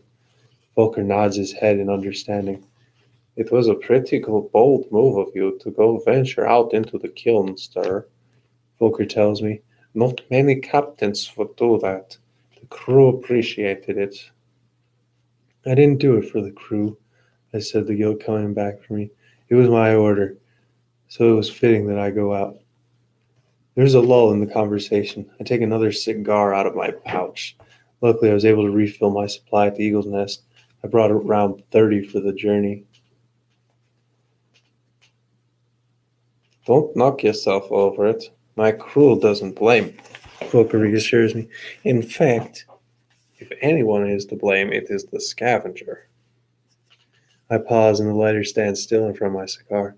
My mind goes numb, attempting to process what he just said. A chill through the cabin. Volker, realizing that he had just said something wrong, drops his head back down to the dashboard. What did you say? I mutter. He looks up. It is just a dumb rumor, sir, he says, attempting to rush off. I wouldn't get too worked up over it. Rumors are the news of the kiln, Volker, I say, my voice becoming dull and precise. I make my way over toward him with a cigar in mouth, staring directly at the uncomfortable first officer. What did they say? They think he intentionally didn't call in the Aegir drop, he admits. Why didn't you tell me this earlier? I spit, my eyes glaring black at him. I couldn't believe what I was hearing. It's not like the men would do anything, he says, raising his hands up. It's your brother. You're talking about the men giving him odd looks. How the fuck did this rumor begin?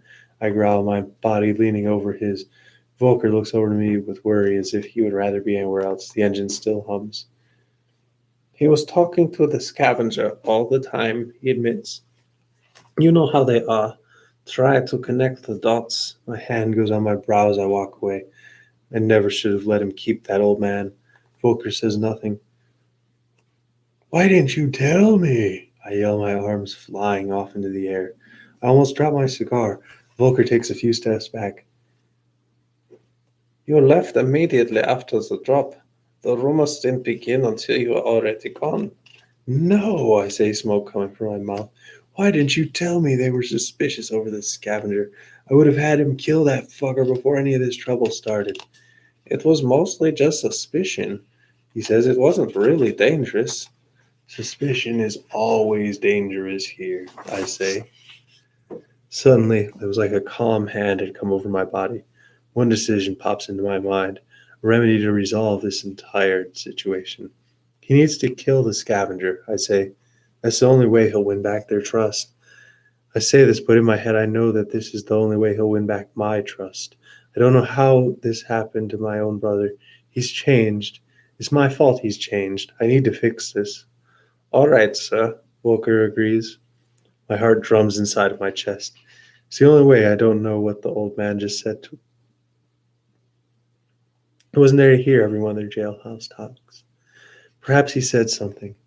I didn't allow a scavenger to infect my brother's mind. That was when he started talking ill of the kiln, saw me as a savage. It all makes sense now. I let the smoke out of my mouth and it climbs to the ceiling above. It's the best shot we have, I mutter, looking down at the deck below. With every step I hear the clang of my feet against metal. Clank, clank, clank. With every step I take, the tempo quickens. I make my way down the winding stairs of the tower and go underneath the deck. Strolling through the cramped corridors, I make my way to Ulrich's room. My fist clangs against metal 3 times. I wait. No answer. I bang against the door 3 times. More waiting. There is no answer. I stroll down the hall again. I go down another flight of steps. The sound of sand splashing against the bottom of the ship fills the corridor. Voices radiate across the hall. They become louder. When I turn the corridor, I see Ulrich once again in a chair with the damn book in hand, talking to the old man. His head spins toward me. I don't say a word and walk over to him, turning my attention to the scavenger. My hand collides with the side of his bearded face, and he crumbles against the wall. Ulrich yells, standing up and lunging at me. I shake him off, pressing him against the iron bars. As I turn around, I see him staring at me with open eyes. They suspect you, I whisper to him. Ulrich's face falls. He looks down at the old man who was picking himself back up. Who? He asks the crew. About what? I let him go and exit the iron cell. I take a puff of the cigar and smoke floats dimly across the lit room. They suggest for some reason that you intentionally didn't call in the drop. Ulrich lets out a laugh at the idea. You were the one who didn't want me to call in the drop. I know.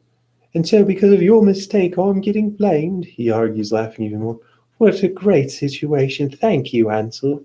You're the one who wanted to keep the Jew. That would have been suspicious of you in the first place if you hadn't been having these private chats with this old man.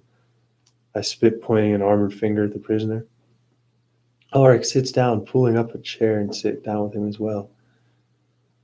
I don't know what's going on with you. Oh my God. I don't know what's going on with you, Ulrich. I say. What do you care about, Ansel? He says, staring right through me, his eyes glazing over. What's that supposed to mean? I mutter, looking toward him. I cared about being part of a nation that was founded under the ideal of peace. A nation so intelligent and cultured that it spread across the continent and united lesser people, eventually just absorbing them, letting them all become Aryan, he whispers to himself. When I lived in Germania, there was a sense I was a part of something special. The great domes and mossy pillars had an awareness of history. It all did. I wanted to help preserve that culture. I joined the Knights, paid my dues serving in the kiln. I thought that this place would be much different than Germania, that the Roy could do no wrong. We sit in silence. The old man shifts uncomfortably. And also you break that girl's arm. So you smash that Jew's face, and how you ignored me, just so you can serve some vendetta against him, he mutters. Wait a minute, I say, but he cuts me off, waiting to finish. My fists clench. I started thinking about what point the kiln even was, why we should even keep such a place, and to transform normal Aryans into men who commit such acts. Because they are Jews. They aren't Jews, Ulrich says, pointing to the old man.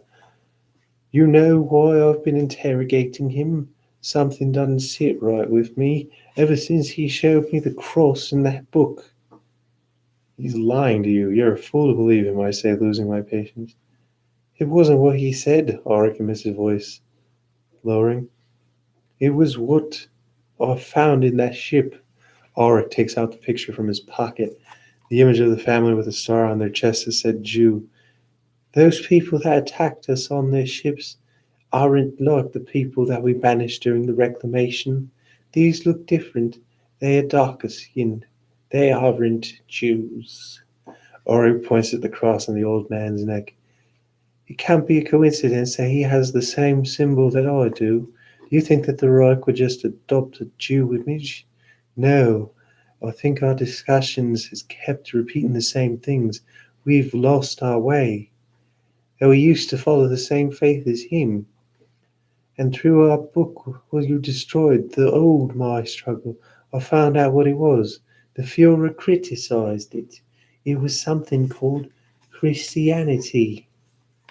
I lean back in my chair, looking at my brother in disgust. He is a Christian, not a Jew, he concludes.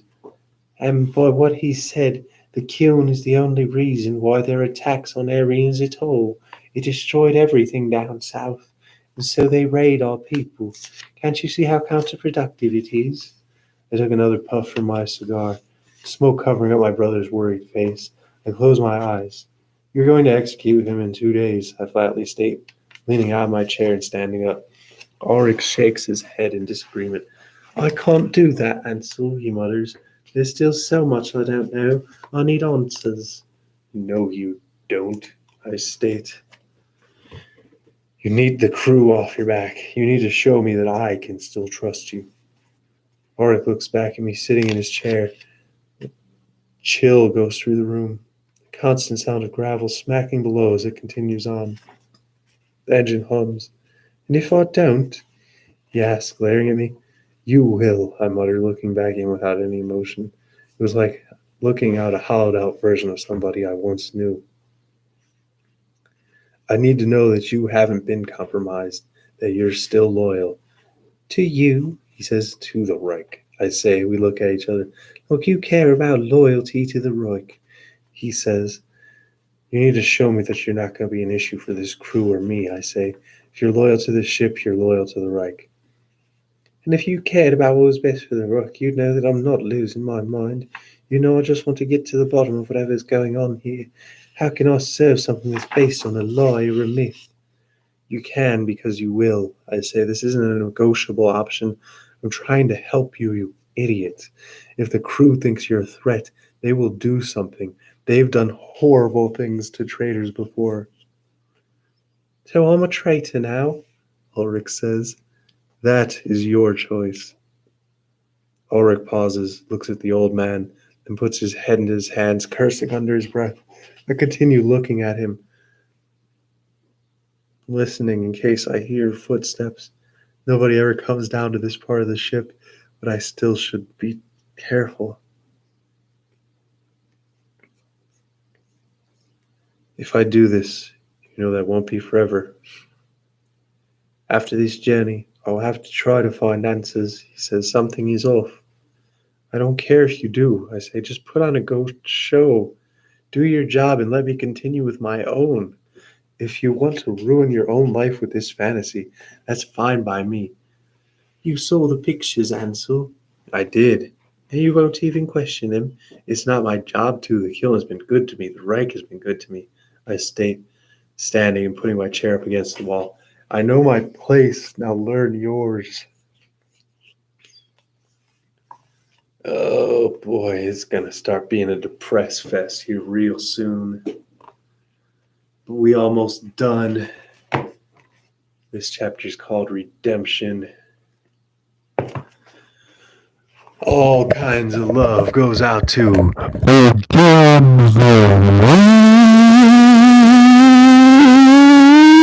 Gee.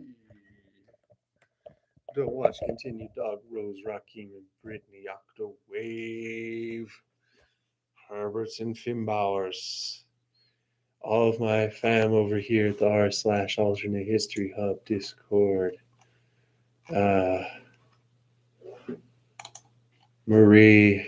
Uh, oh my gosh, I'm running low on fuel. I need human fuel. I need Huel to sponsor me before I promote human fuel.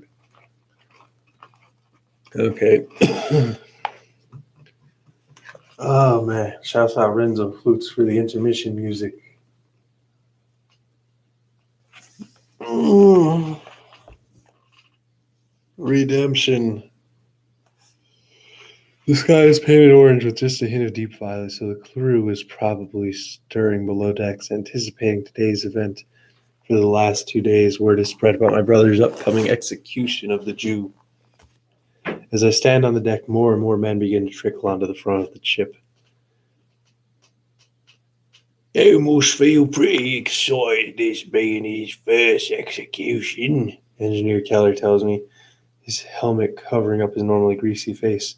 I nod in agreement, but secretly my stomach twists around. Even through the greetings and saluting, I can't help but feel utterly betrayed by all of them. Can I really blame them, though? If I was in their place and another man was so willing to entertain a Jew, wouldn't I be suspicious of him as well? Being stuck in the middle of the desert can make men do unthinkable things when they believe they're in danger. When they believe they're among enemies, this is an environment that breeds suspicion, I suppose. Fuck Ulrich for putting me in this position. Fuck me for letting him. The announcement that the execution would soon be blared out 10 minutes ago. I sent out some guards to bring the old man up here. He should be arriving any moment, so should Ulrich. I wait, hoping to see the crowd part for the Violet Cape night. Since there's not much wind, I can hear the rumbling of the treads. As I look back from the front of the ship toward the scorched desert plain behind us, I see the usual low cloud of sand floating gently in the wake of the howling dark. I hold my hands behind me, a pistol strapped against my chest. My back faces the distant cliffs of Africa, which are slowly rising as the ship grows ever onward in their direction. We are almost at the edge of the kiln. A series of towers stands at the distance, their image blurry in the rippling heat of the desert. Our destination, Eagle's Nest 18, is in sight. But for now, we have more important matters to attend to. Ulrich needs to show us his loyalty. Just to make sure he's actually going to show up, I decide to walk through the crowd, going below decks. After a brisk walk through the officer quarters, I knock on the door. Without a wait, it swings open, and before me is Ulrich, glorious in his full armor. The metal has been cleaned and glimmers golden brown. His expression, however, is anything but glimmering. He looks back at me with every bit of ire and contempt. It'll be fine, I counsel, putting my hand onto his shoulder. Just say your lines, pronounce judgment on that old man, and then end it. It'll be quick. Oh no, he says quietly, putting on his helmet over the top of his skinny face. He hands me the old copy of My Struggle before I can say anything. He continues on, and I follow. As we step up onto the deck, we see the entire crew standing around us, eager to watch what's about to unfold. With our helmets donned, we stroll through the crowd. Everyone steps back to let us pass. As we reach the tip of the bow, I see that the old man has already been brought up. He's being held up by two guards who grasp him in his frail arms. His eyes are closed, and the sand from the wind clashes against his eyes.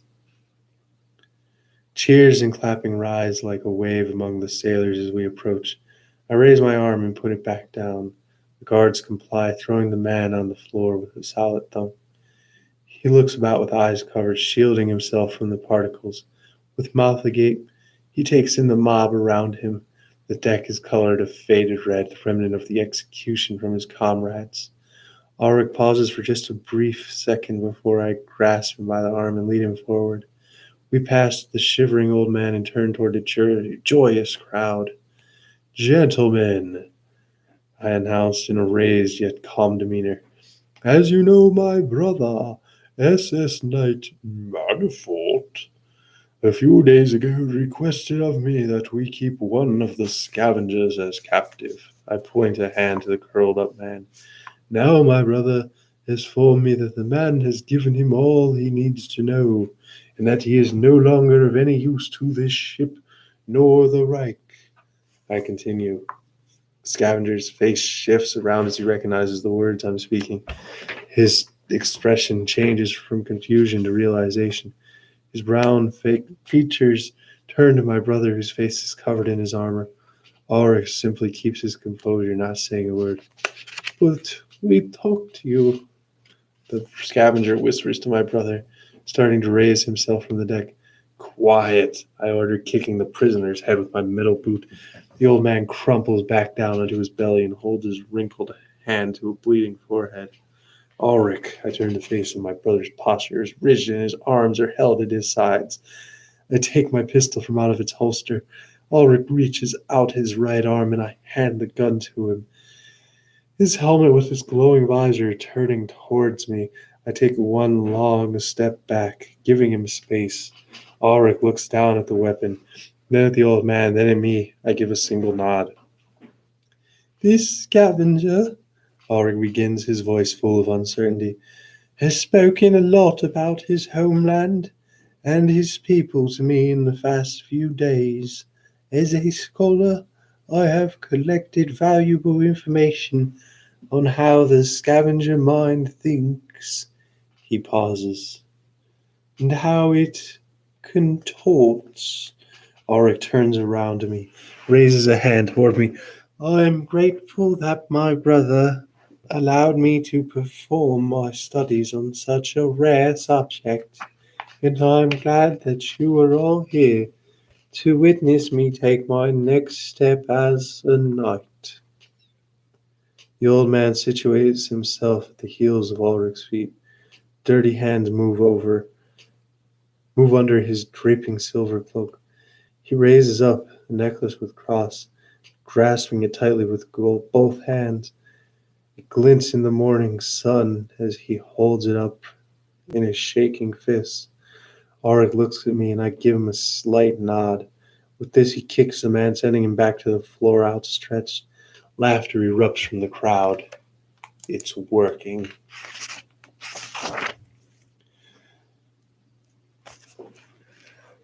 When the eternal Führer invaded the Atlantopodams, it was to bring peace and stability to Europe, to our tribe.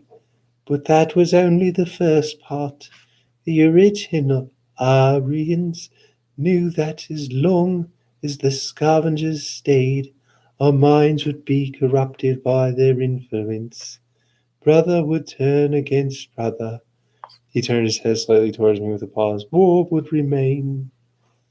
But studying this scavenger is a lesson for us all, a representation of what the eternal Führer had to deal with in his day, what he was up against. We're lucky to live in a better age because of that struggle. We don't need to deal with the scavenger threat anymore, except for in the desert. We do not need to deal with this scavenger anymore. Clapping permeates the air around me, and the crew raises their weapons in the air. The old man is mumbling to himself, his eyes closed, hands to his chest. He is calm like the last scavenger I tossed over the side of the ship. His face is relaxed even as Ulrich looms over him, holding a pistol to the man's forehead. So I'm going to execute this scavenger in the ways of the old Aryans, with a pistol and some words. Ulrich murmurs, still looking at the old man. Ulrich chants, I light my path with the flame of reason. Scavenger puts his hands to his necklace, running his fingers over its engravings. I wore my heart with the pride of race. Chanting and hollering are rising above the crew. I look up to see Volker looking down from the bridge balcony. Golden flag of the Reich waves elegantly above him. For the love, my Führer, all eternal. The old man opens his eyes and gazes at Ulrich. His lips form some words. I can't hear what they are, as the chanting drowns them out through the noise. I hear Ulrich declare, "For his life is what give me grace." I wait to hear the gunshot, to confirm that all this will be all right. Yet there's a pause. Ulrich just stands there, his gun still held to the forehead of the scavenger, who looks at him unmoving. Only the wind makes noise. Sand rustles across the steel deck. Everything is still. Everyone is silent. Crowd watches as a minute goes by. 2 minutes. Ulrich's gun glimmers in the sun, ready to shoot point blank into the old man's skull. Instead, I am screaming, begging for him to do it something. Show the entire ship he is loyal. What is he doing? He looks back at me and I look at him. We're only meters apart, yet it feels like we may as well be kilometers. The gun, to my horror, starts moving downward as Ulrich lowers his arm, and his helmet begins to bend forward and down. Following the gun is now perpendicular with the steel deck. My brother's helmet is parallel to the darkening horizon, but his visor gazes down into the old man's upturned face. He didn't shoot. Why the fuck didn't he shoot? Why my own brother refused to shoot that creature? I look on, feeling like a passenger in my own body. The emotion, the nervousness, the stress my brother is causing me, it all disappears. His traitorous words begin to ring inside my skull. Everything he said about the fur, the kiln, about me, my brother is gone. I thought I could save him, yet he's been corrupted. His ideology, even who he was, has vanished over the last few weeks. I did this to you, Ulrich. I never should have invited him. Shouldn't have given him the benefit of the doubt that he'd succeed in the kiln. Instead, he despised it. I look at my brother as he stares back at me. Yet another voice goes through my head. He was the one who let himself be influenced by the lies. Weak in that sense. Angry chants blast through the air. Many of them begin to call for Ulrich's head. I look on as if I was in a dream. Bodies begin throwing themselves at my brother. He raises his arm. There is a bang. Light permeates from his pistol, and one armored crewman collapses on the ground. More chanting. I just stand there. I feel nothing. Ulrich has failed me. He failed the ship. He failed the Reich. There's no more worrying that he will do the right thing. This is perhaps just who he is. A coward. He looks back to me. More men lunge at him. Volker comments something on the radio, something about me stopping them, and I simply mutter, "It's okay." With hands behind my back, I begin to stroll closer to the commotion. More gunshots ring out. Somebody lands at my feet, yet I continue on unflinchingly. Everything feels numb. He failed me. He had so much potential, and yet he squandered it. I hear him cry out as he's hoisted into the air. Buddies flood about the deck, and the entire crew begins to move away from me. Some look back onto their captain, yet all I do is raise my hand. I could stop this. I knew I could, and yet I'm not. Why am I not? A voice inside perhaps says that I'm just tired. Another says this is for the best. The one screaming for me to save Ulrich has been pushed down deep and locked up. The crowd storms away with my brother in hand. They ignore the old man still rolled on a ball on the deck. Everyone disappears. All there is left of his shriveled body, the gun that Ulrich dropped to me. He looks at me, attempts to lunge for the gun. My boot goes down hard with a solid crunch. There is a yowl. He pushes back his arm, which now bends at an unnatural angle. I think I see a bit of bone. I smile. Calm and collected, I bend over and pick up the gun, checking inside to see how many bullets are left. 3. That's good. As I look back, I expect to see the old man crawling away. Yet instead he looks back at me with his arm to his chest. The pain in his eyes is tremendous, and yet he holds it in. We look to each other. He does not run. Without another word spoken, oh my God. I raise the pistol to his temple and pull the trigger. The round rips squarely through his forehead. A clean shot. The body instantly flops onto the deck, crumpled and defeated. The ring of the gunfire echoes throughout the empty desert. I'm left with just a dead body for all my troubles. Fuck him. Fuck me for allowing Ulrich to keep him. I think my feet are moving. I feel my body going forward. Its acceleration toward the crowd walking to the back of the ship. All else around me fades into darkness. I feel nothing. Chanting permeates the crowd across the ship as bodies rush to the commotion. They swarm around Ulrich. He tries to kick and punch, yet a series of blows sends him tumbling toward the deck as well. Ulrich calls out to me on the radio. I can hear the pain and fear in his voice. My body has no response to it. I feel nothing. He failed to do what he needed. He did nothing but criticize my domain. I did everything for him, but he decided to throw it away on an old man's life. The crowd reaches the edge of the ship. Glowing visors look back to me for guidance as I casually stroll across to the stern. When I reach the festivities, I'm greeted with a cheer. My brother struggles to get himself free. His limbs are held by the guards, and his violet cape is wrapped around his neck. My mind is blank seeing this image. Is this what it's come to? Ansu, Ulrich chokes out in a panicked voice. He turns to me. The crowd goes silent as I face my brother. Ulrich, I say, my voice laced with disappointment.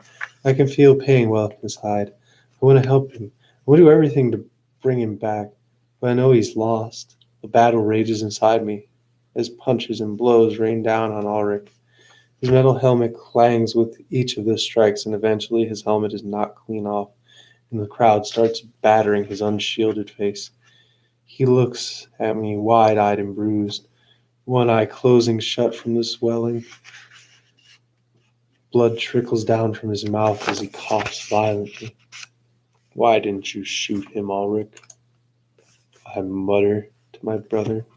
I gave you every chance. He isn't a Jew, I don't know, Ulrich sputters out. I couldn't do it. Tears begin to stream down my face. My helmet conceals it. I tried everything to save him, or did I? Did I do enough to prevent him from going down this path? I mutter, holding my voice back from cracking. You knew this would happen, yet you still spared him. If I pulled that trigger, then the kiln would have won, would have changed me into all of you. He keels over as I deliver an elbow into his stomach. My guards hold him back as the breath is knocked out of his body.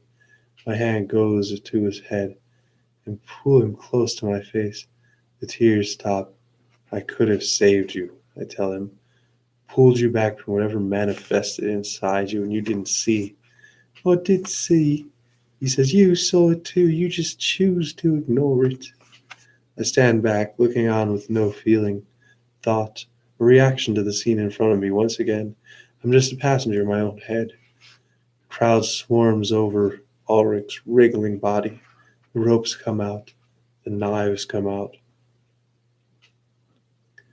Aren't you going to do anything? Aren't you going to do anything, sir? Volker says at me. He lost his way, I mutter. I can't do anything. I turn off my radio as screams echo inside my helmet. The only sound that comes through now is the soft whistling of the wind. It overtakes all the noise, the chanting, the screaming. The wind is so familiar here in the kiln, makes it all go away. It's almost relaxing. I cross my arms and take it all in, suppressing that deep voice inside which is telling me to go and save him, to take him away from all this. The rope wraps around Ulrich's legs. You did this to him. The knives come out. You could have done something, but you didn't. Ulrich wiggles about and more punches send him to the floor. Once again, they are blaming him for your failings. Ulrich attempts to grab at the rope, but he's kicked away. He chooses to spare the scavenger. The boot kicks Ulrich in the face. Blood pours from his nose. He ignored my advice in that abandoned ancient waterborne ship, and his curiosity led him to that damned book. Ulrich attempts to wipe a crimson fountain flowing from his face. His hands are grabbed by half a dozen men. He brought this onto himself. The crowd turns to me eager to what I have to say. Ulrich squints at me. The sand is thick in the wind. I walk up to him and take off my own helmet. Our eyes meet. We say nothing. There will come a time when this desert will consume everyone in it. He gurgles, blood oozing from his lips. Even a fish can drown. Even a fish can drown. I don't say a word. My mouth stays clamped shut as Ulrich is hoisted up by the crowd. Through the wind I hear soft yell as a body thrashes about. Cheering erupts as the skinny frame of the SS Knight goes tumbling off the edge of the ship into the cloud below. I'm sorry, Ulrich. I wanted what was best for you. Let me take about 5 minutes and cry.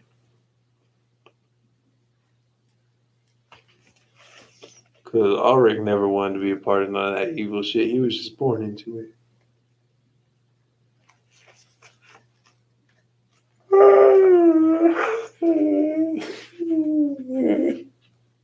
Okay. Okay, it's okay. We're cool. Ugh.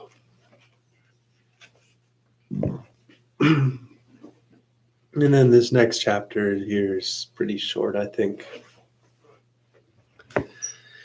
And for those who journey into, I hold the old copy of my struggle in my hands as I gaze out from the bow of the ship. I took the book from Ulrich's room after his death. The face of the pathetic subhuman my brother called Adolf Hitler looks back at me accusingly. Just a faded picture. Just a face. Just another thing out here in the kiln. It has nothing to do with me. Nothing to do with my life.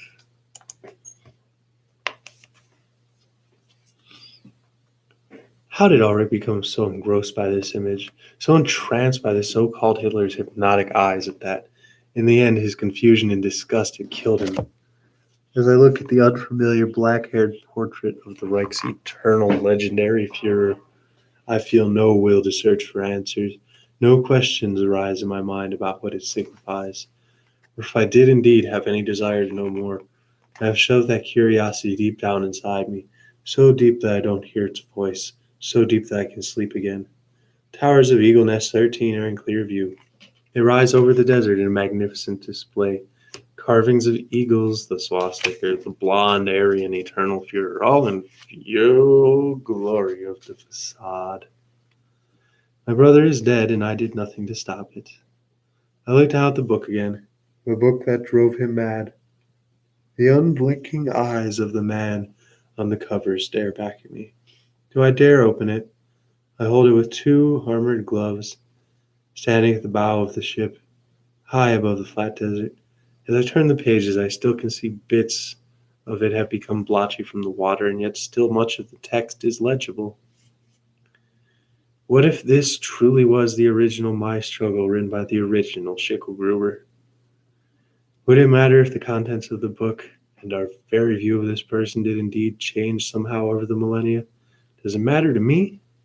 I stare blankly back at the pages, flipping through them mindlessly. I killed my brother. That's a fact I can't escape now. I don't think I'll really need to know what the book can tell me about Hitler, about the history of the ancient Reich. I'm content not knowing why the Atlantippa dams were actually built. The effect of the dams has been that Europeans have not fought a war against one another for thousands of years. That's what I care about. I don't need to know who the real Hitler was, because the legacy of that name is enough to inspire millions to this very day. The legacy of what is most important. Dunes roll off into the horizon, the engine still hums. I led my brother to his death. As I look over the edge of the ship, I can see the sand part blazing a trail across the deserted plain as the ever-turning treads carry the vessel along. Everything is quiet. I want everything to continue to be quiet. I'm tired of the noise. I'm tired of the fighting inside my head. I'm tired of this book, tired of the kiln. I lean against the side of the ship and take out a lighter that I use for my cigars. A small flame licks the bottom of the book. and the flame suddenly flashes up on the cover. Hitler's supposed face is engulfed by the small inferno. My gloves protect me from the heat while I hold the smoldering thing as it turns into a fireball. Without a second thought, I let it glow, watching the book fall onto the desert floor, smiling unto myself as it churned up into the treads, becoming one with the sand. And there you have it. The Depression Fest is done. Let's get through the acknowledgments and call it a night. Acknowledgments. This novel was Cody's first step into writing. It was a process which took a great amount of energy, and most importantly, the attention that was closest to him. He can't thank his family and friends enough for their support and patience. His mom, Julie, pushed him to do better in every aspect of life. Nobody inspired or supported him more than her.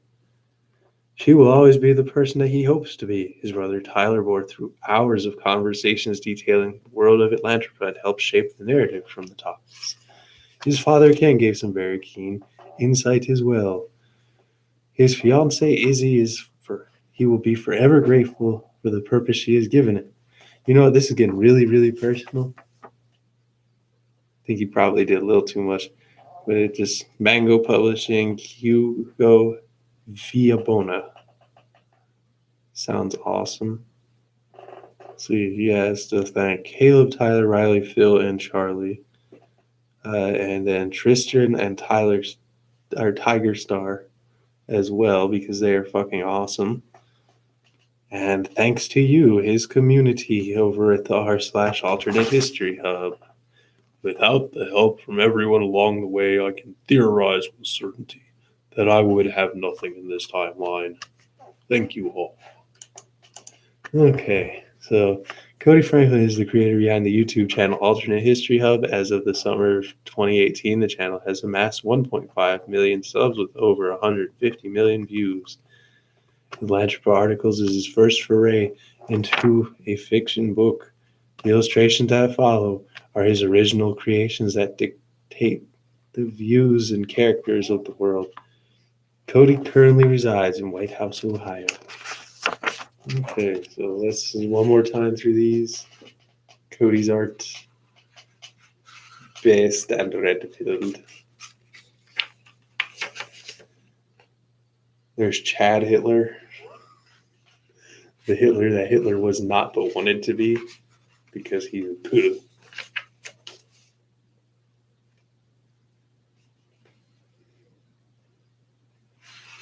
Yeah.